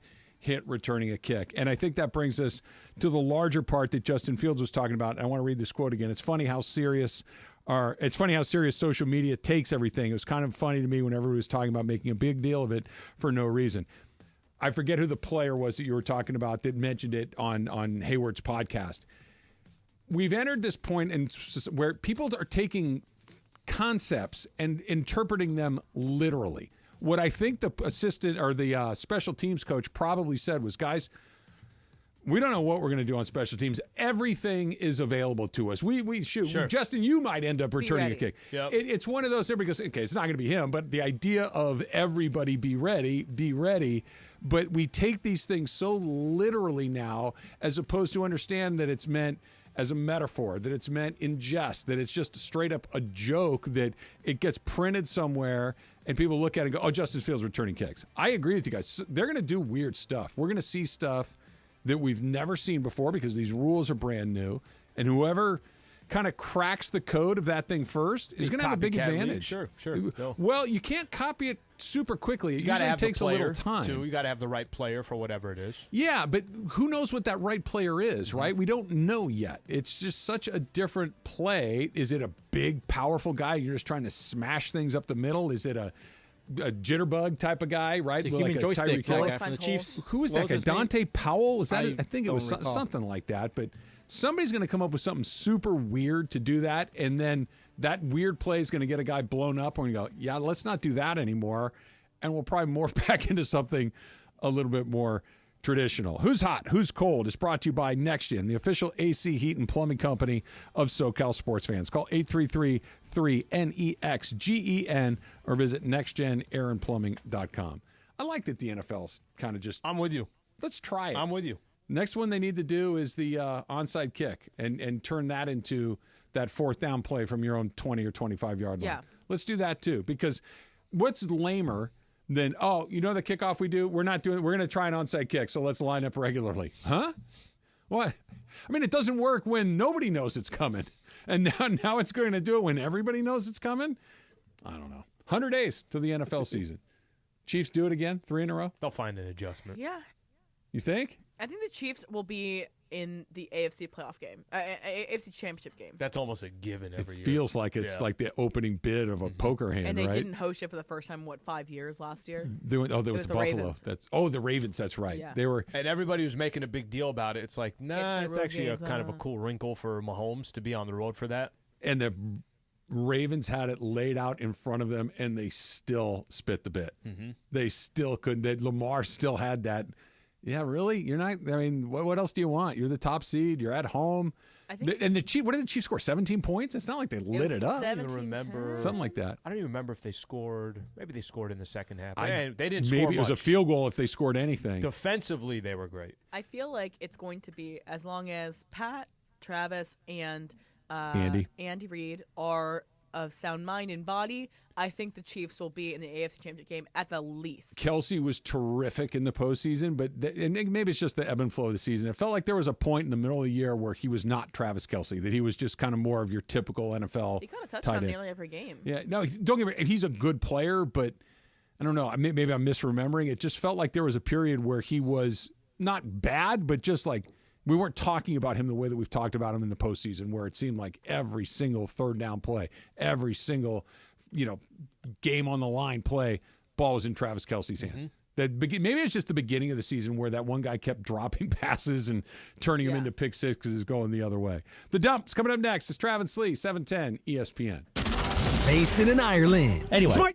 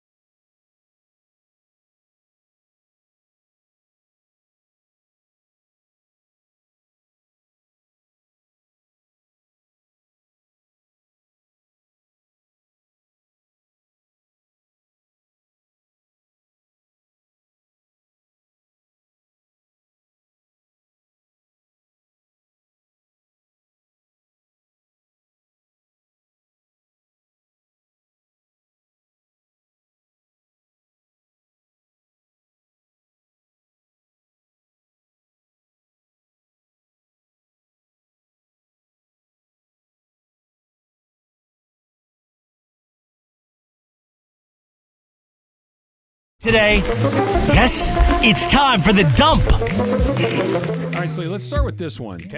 Carmelo Anthony will celebrate his 40th birthday today. Carmelo Anthony is incredibly popular, was incredibly popular with fans, and incredibly popular with fellow NBA players, like a really well-liked guy. You see him, he's in a million commercials right now. He's popping up with the suit one, the big boxy suit. Carmelo, you and I got to talk with him at a couple of media. Nice guy, really interesting, thoughtful guy. What's his legacy as an NBA player? I would say one of the better ISO players in the NBA.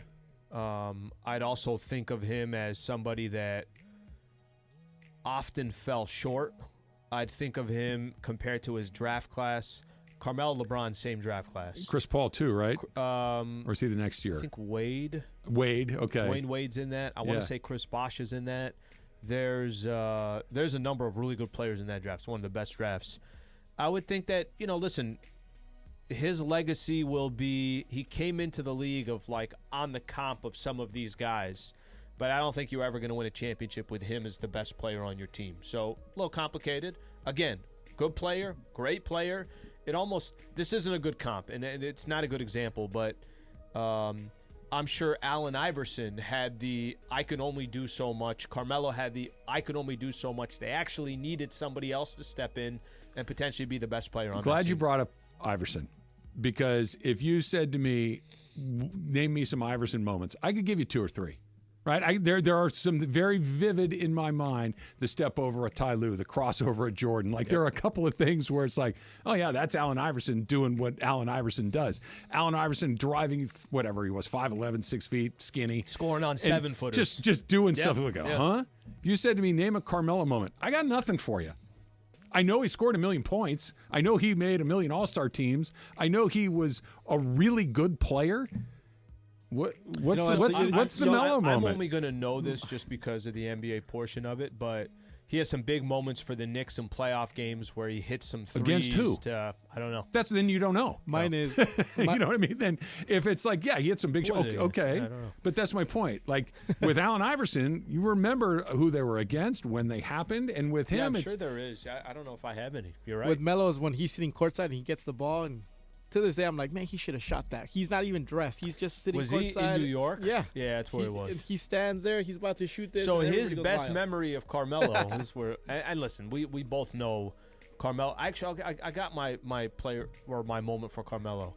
Syracuse winning a national championship. Sure. Oh, no. Absolutely. No, but you see what I'm saying? Yeah. I'm not even talking about his. That's what I mean. I know he has moments, but that's tough he to doesn't. think of. That's the point. If he had them, you would remember them. I'm not saying because this isn't a guy that was the 6th player on the Orlando Magic. Yeah. He was one of the best players in the league, and we know he's one of the best players in the league. We know he's super popular. If you said list LeBron moments or Dirk, like it's just like right on down the line, and it's really weird for a player that's that good to be.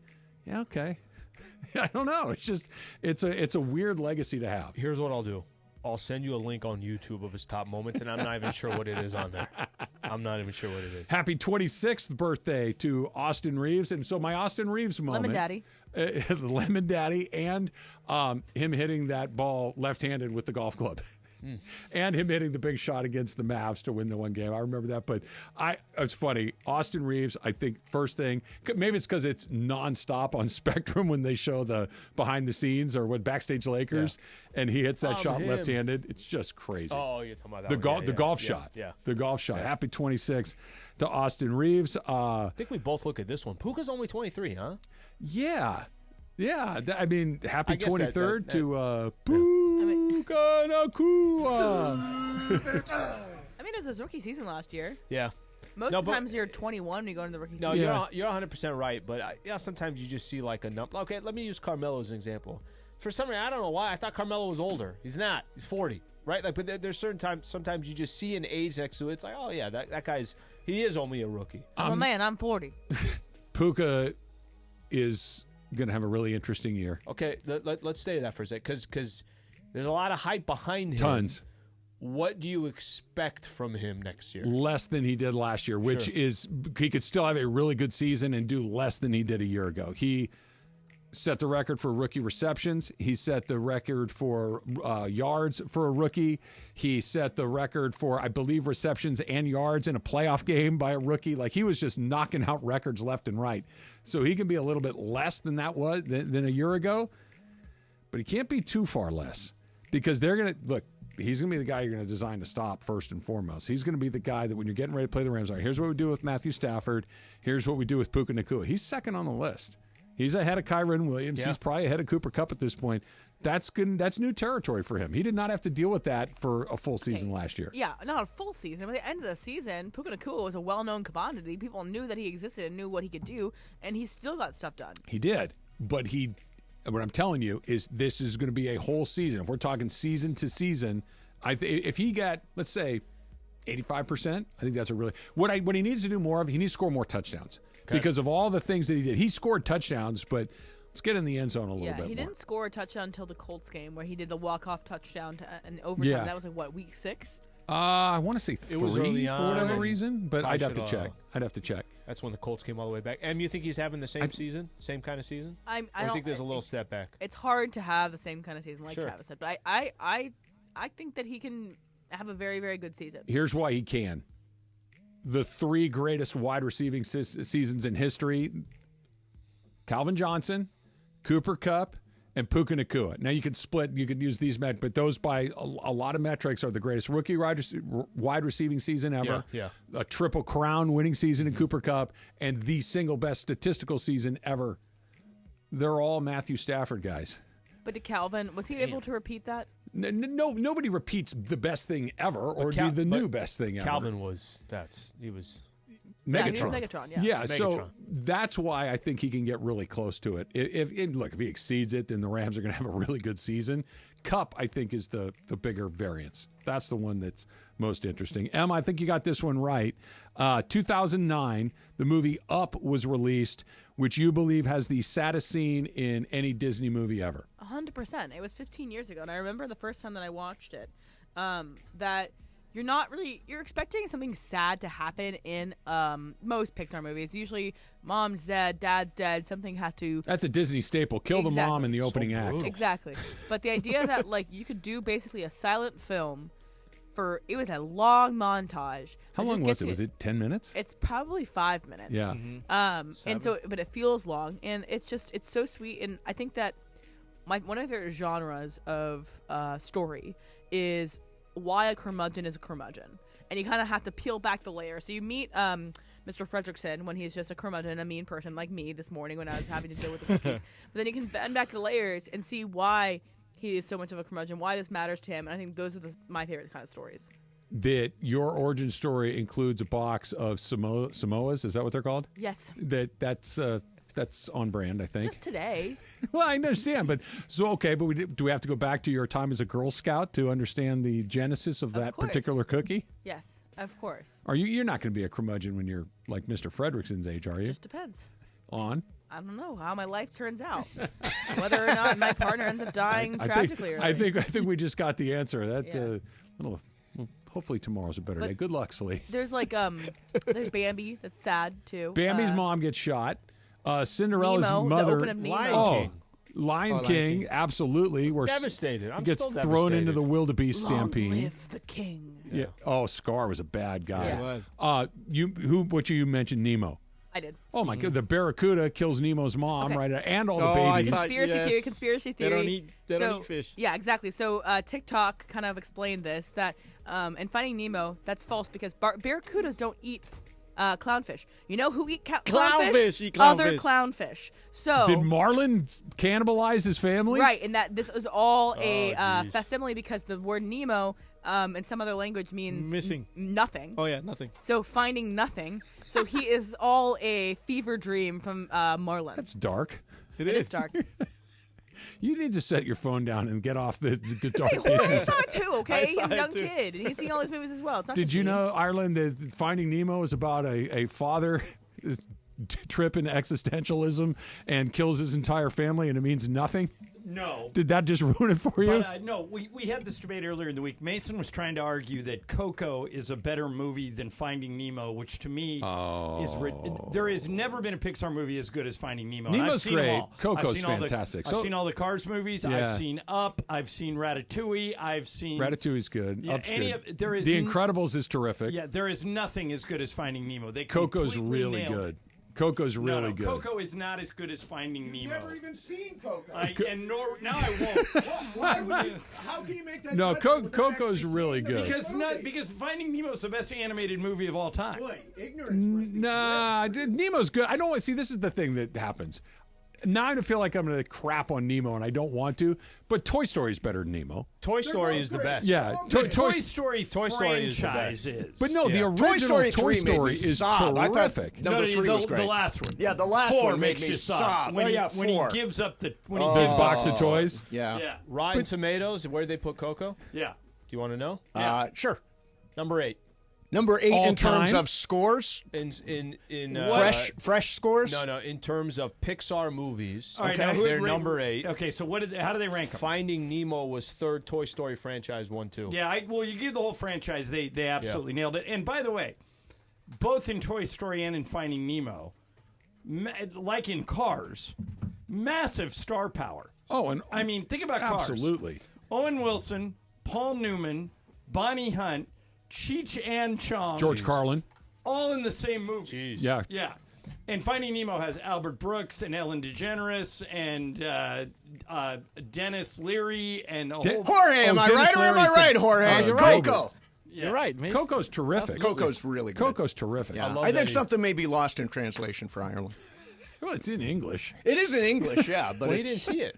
Yeah, he didn't. How does he even know? How does he even know? I do like your ability to dig in on something you've never seen. Yeah, I respect that a great let deal. me tell you something about Coco. Now, I've never seen the movie, but... It's not better than Finding Nemo. I know that. Well, I mean, even Rotten Tomatoes says it's not the number 1 Pixar movie. Well, By the way, Rotten good, Tomatoes that's a good has story. Nemo 3 and Coco 8. By the way, what's in between Nemo and Coco? All right, you have...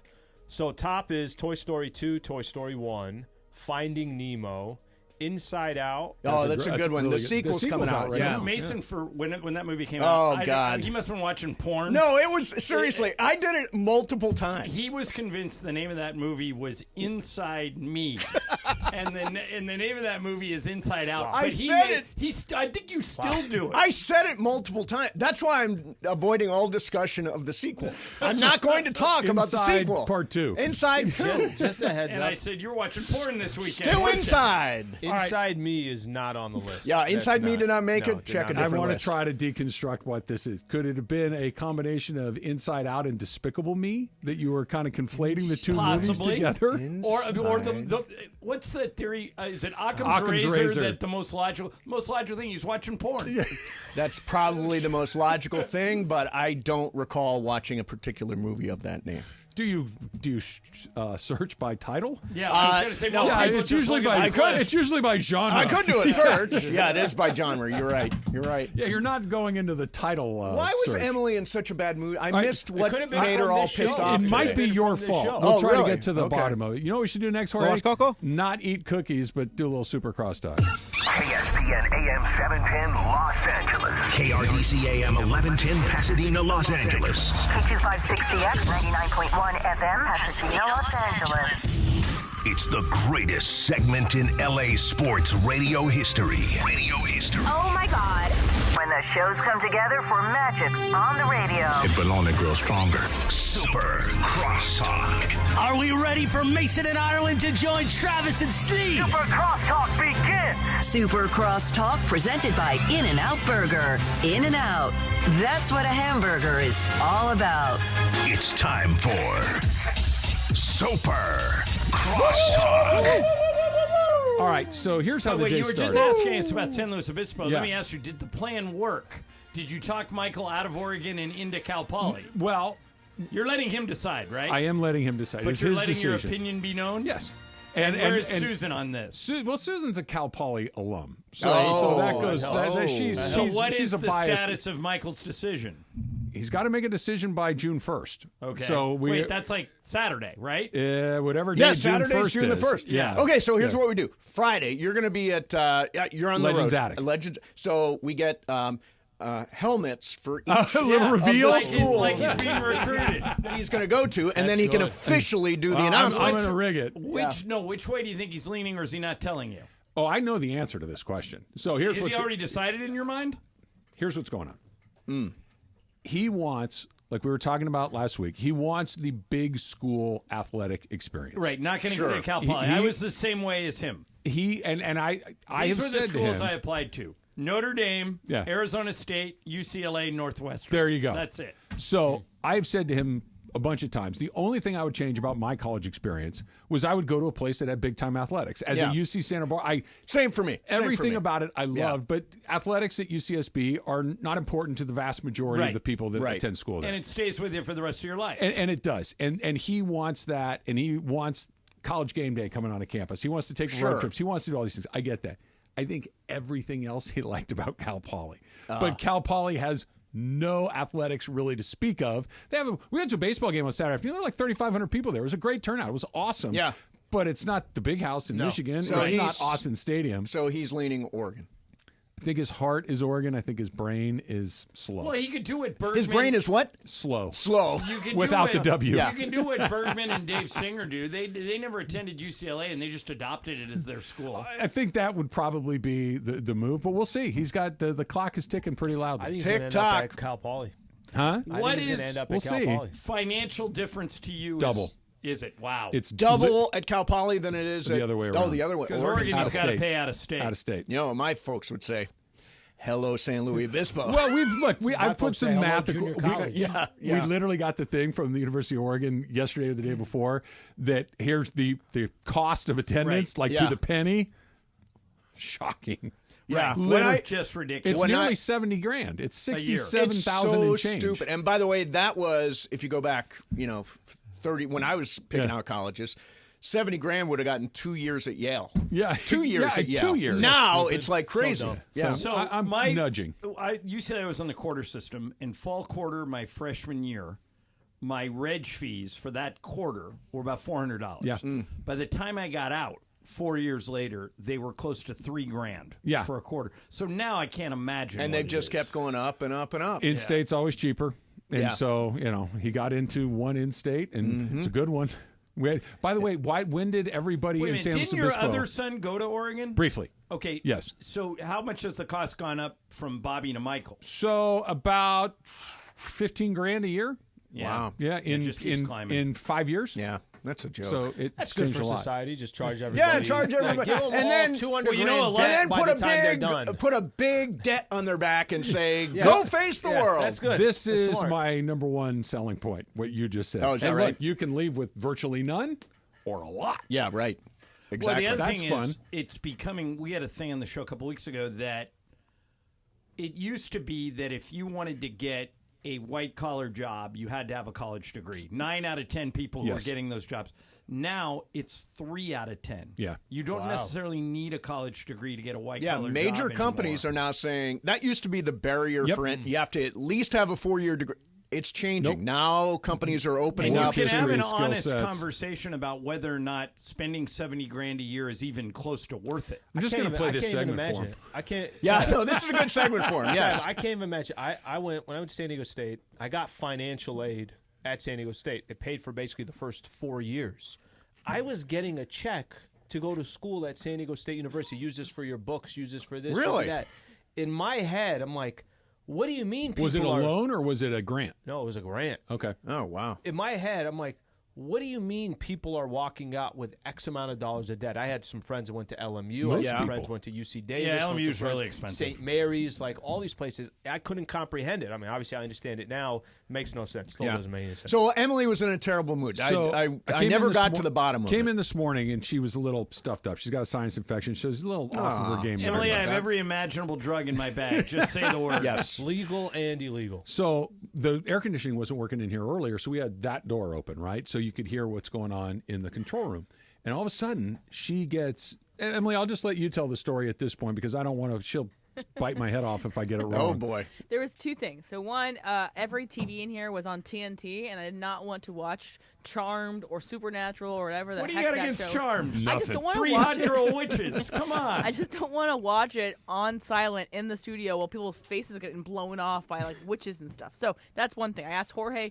I said, "Could you change it to anything but Charmed or whatever this is?" And so he changed it. And then in front of me was a box of Samoa cookies, and I had I Samoa love Samoa cookies cookies. yesterday. That's so Girl good. Scout cookies. Yeah.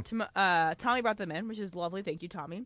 And so I had some yesterday, so I knew that they, had stuff in it. So I go to reach to see if I can get a cookie. I was like, oh, this is nice. I'm having a bad day, but like maybe I'll have a cookie and it'll make my day better. I pick up the box, and it's completely empty. They've taken out the inside plastic liner thing and left lines them up. the Lines them up, empty yeah.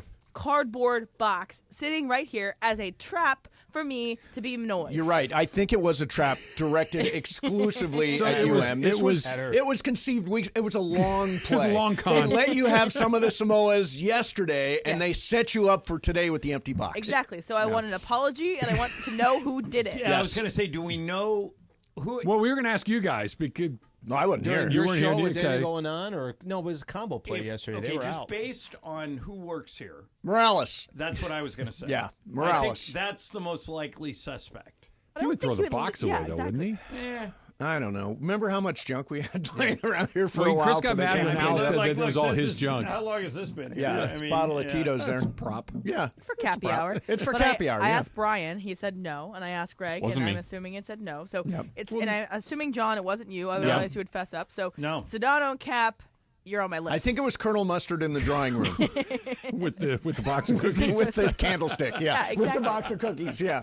I just don't know what goes through someone's mind to take out the plastic insert, Mm-hmm. throw that I away. walked in with not Lindsay. the Did box. you ask her? No, she wasn't here. Oh no, Lindsay was not here. Well, she walked in with me, so Oh. she got here. Were you like- guys good roommates? Like, were Yeah. you tidy? Did you clean up after yourselves? Were you sloppy? No, I was sloppy. I'm still sloppy. Like if we literally, right. if we lived together, Complete we would opposites? be the odd Oh, couple. it He would would be- literally be you're- Oscar and You're Felix. Felix. Right. Oh yeah, And there's he's us. he is My so wife- neat. My wife laughs at how neat I am. I like I will. It's to the point now where I do all the laundry in our house, so I'll take her For everybody? For everybody. Okay. My son does his own, but I'll take Lisa's clothes and I'll throw them in a laundry basket, clean, and set it aside, and then I'll fold all mine and put them back. And I said, I'm not folding yours because you just take stuff and throw it on the floor. And she does. She'll just take stuff. Her car looks like a rolling garbage As dump. does mine. As does It's mine. unbelievable. Yeah. So what do you do with your trash in the car? What do? You just put it on well, you the- know, where I park downstairs, I'm in the West Garage. There's a garbage can within striking distance. So a lot of times before I leave the station in the morning or in the afternoon, I'll drop everything What's into in your the can. car? Like, what kind of junk is in there? Starbucks cups, water bottles, bags of food. No bags of food necessarily. Chewing hear- gum wrappers, chewing gum wrapped up in little silver, like that. You want to hear how OCD? Yeah. How about anal- those teeth Floss. picks? Oh, you got the floss The sticks? floss Yeah. sticks, yeah. Michael, All No over the judgment place. there. I like to brush my teeth in Yeah. the car, so that's just So my thing. this is how bad I am. I just drove to Idaho 2-day drive, back from yeah. Idaho 2-day drive. Your car, because you're driving 7, 8, 9 hours, gets absolutely filthy. When I got to Bend, the first thing I found was a car wash. and even though I had another 8 hours the next day, and when I got to Coeur d'Alene, I was going to need to find another because you car wash. wanted to get all the smashed bugs off the windshield, Correct. or the inside And- was a mess. Both. It didn't matter. I completely cleaned it, and then so I got 2 car washes in 2 days. So you and I would have been fine to be roommates in college because Yes. I was a slob. Yeah, like, I there's was junk. a slob. But the second I was out, you and I could have been. Why? better You all of a sudden became somebody different when you graduated? Yeah, because it was my permanent place of residence. It Right. wasn't a temporary place to be. Even if I was Yeah. going to be in a dorm room or an apartment for a few months, I'm like, I'm out of here. Yeah, I'm So- not okay I'm not with that. vacuuming Dirty this Here's, carpet. What do I here's the do? thing. We would not have survived for 11 years in a 600 square foot apartment at the beach if Juan wasn't incredibly organized. Okay. Yeah, Incredibly Juan organized. and me are very similar. Juan and in- John. How often is he in breaking out habits. that vacuum? Especially at the beach 3 with times all a the week. sand. 3 times a Really? week. Well, because we got because we had Dogs and dogs. everything, yeah. We have Oh, yeah. dog more shedding. than 3 days a week. Oh Your yeah. dog shed. No, a dog was vacuuming all the shedder. time. Still a shedder. How was the drive back? Good. Yeah. Better than the drive up. You yeah. nobody tried to rip you off again this time. No, I've now determined. This is my public service announcement to all people: do not ever try and transport a car. It is the most crooked business in America today. Really? Yeah. I got 20 bids ranging from $2,200 to $500, and anything under $1,000 was a scam. Really? Yeah. What was the scam? What was the second part Okay, of the so scam? here's the funny thing. So I get 22 bids. Yeah.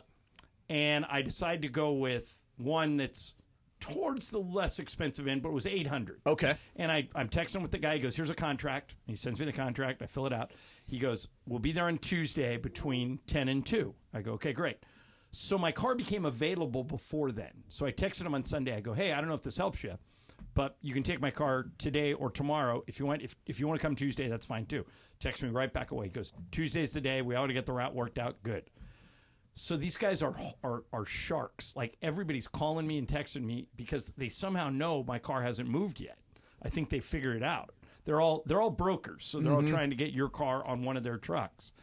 And this guy calls me and he goes, hey, have you moved your car yet? I go, no, I got a guy coming Tuesday. He goes, let me ask you this. What's he charging you? I go, $800. He goes, John, this is a $1,400 job minimum. If you signed a contract for $800, here's what's going to happen. On Tuesday, they're going to call or text you and say there's a problem. But he found you another truck, and it's going to cost a little more. And that's how he's going to get his money. And I go, well, if that happens, I'll cancel immediately. And he goes, okay. Sure enough, Tuesday morning, I get up, 7 o'clock in the morning. Your truck's been in an accident. No worries. I found another truck. It's another $800 to get it to $1,600. I said, cancel everything. Yeah. I drove home. Wow. Yeah. That is scammery. I don't know. Look, that's a good not business. cool, I mean, and you I gotta would have play gone your with the guy numbers. that You tipped gotta you play your off to numbers it. game. Yeah, but I I'm didn't not wanna pay that much. But I'm not jumping in the car to drive to Idaho because of it. All I get is a couple more $100 extra. No, but the reason, Trav, is what the other thing the guy told me was, he goes, here's what's going to happen. He goes, he's going to pick up your car, he's going to take it, and you're going to get back to Manhattan Beach, and you're going to say, where's my car? And you call him and goes, we had a problem, you got to give me another $400. They'll hold your car hostage. So I didn't want to give him my car. Wow. That's why I didn't do it. And you got a car wash. Did you play golf in Bend? No, but I went to a course that was unbelievable. Ben looks spectacular. It's a number one golf. Which one did you look at? I didn't even look at the name of it. I just drove through it. I need to check that off the list. Yeah, it's great. It is very, very good. I have no comment on Bend at this time. Have you ever been? No, I It's have pretty not. spectacular. I also currently have no comment. I on recuse Bend myself as well. from this From Bend. conversation. Yes. No Bend for me. John has never seen Coco, and he offered an opinion on it. Exactly. You're It's right. not as good as Finding Nemo. Bend is I not couldn't as good as Eugene. What is Coco even about? Coco's about Dia de los Muertos, which is the remembering those who came before you. Yeah, it's very sentimental, very moving, makes And you pretty. cry at the end, Wait a and minute. Very pretty. beautiful. Does to this look at, violate the Larry David very special episode rule? Is it a very special Wait a minute. movie? Every Pixar movie is a very They're all special sentimental. movie. They're all about sentimental. love and loss. No. In Finding Nemo, in 30 seconds into it, they kill his mom. Yeah, Right, that's but every Disney movie. But the point is, No, they no. find No one dies Nemo in at the cars. end. No, Lion but King. They're it's cars. about loss. Lion King. It's about redemption. Oh, they're all Yeah. the same. Yeah, I mean, Scar killed. I mean, this is the way Poor these Mufasa Pixars go. got Yeah, I thrown know. to the Poor wildebeest. Poor Mufasa. This Super Cross Talk was brought to you not by Bend, but rather Bend, by Oregon. In-N-Out. In-N-Out. By That's Coco. what a hamburger is Playing in a all theater near you. about.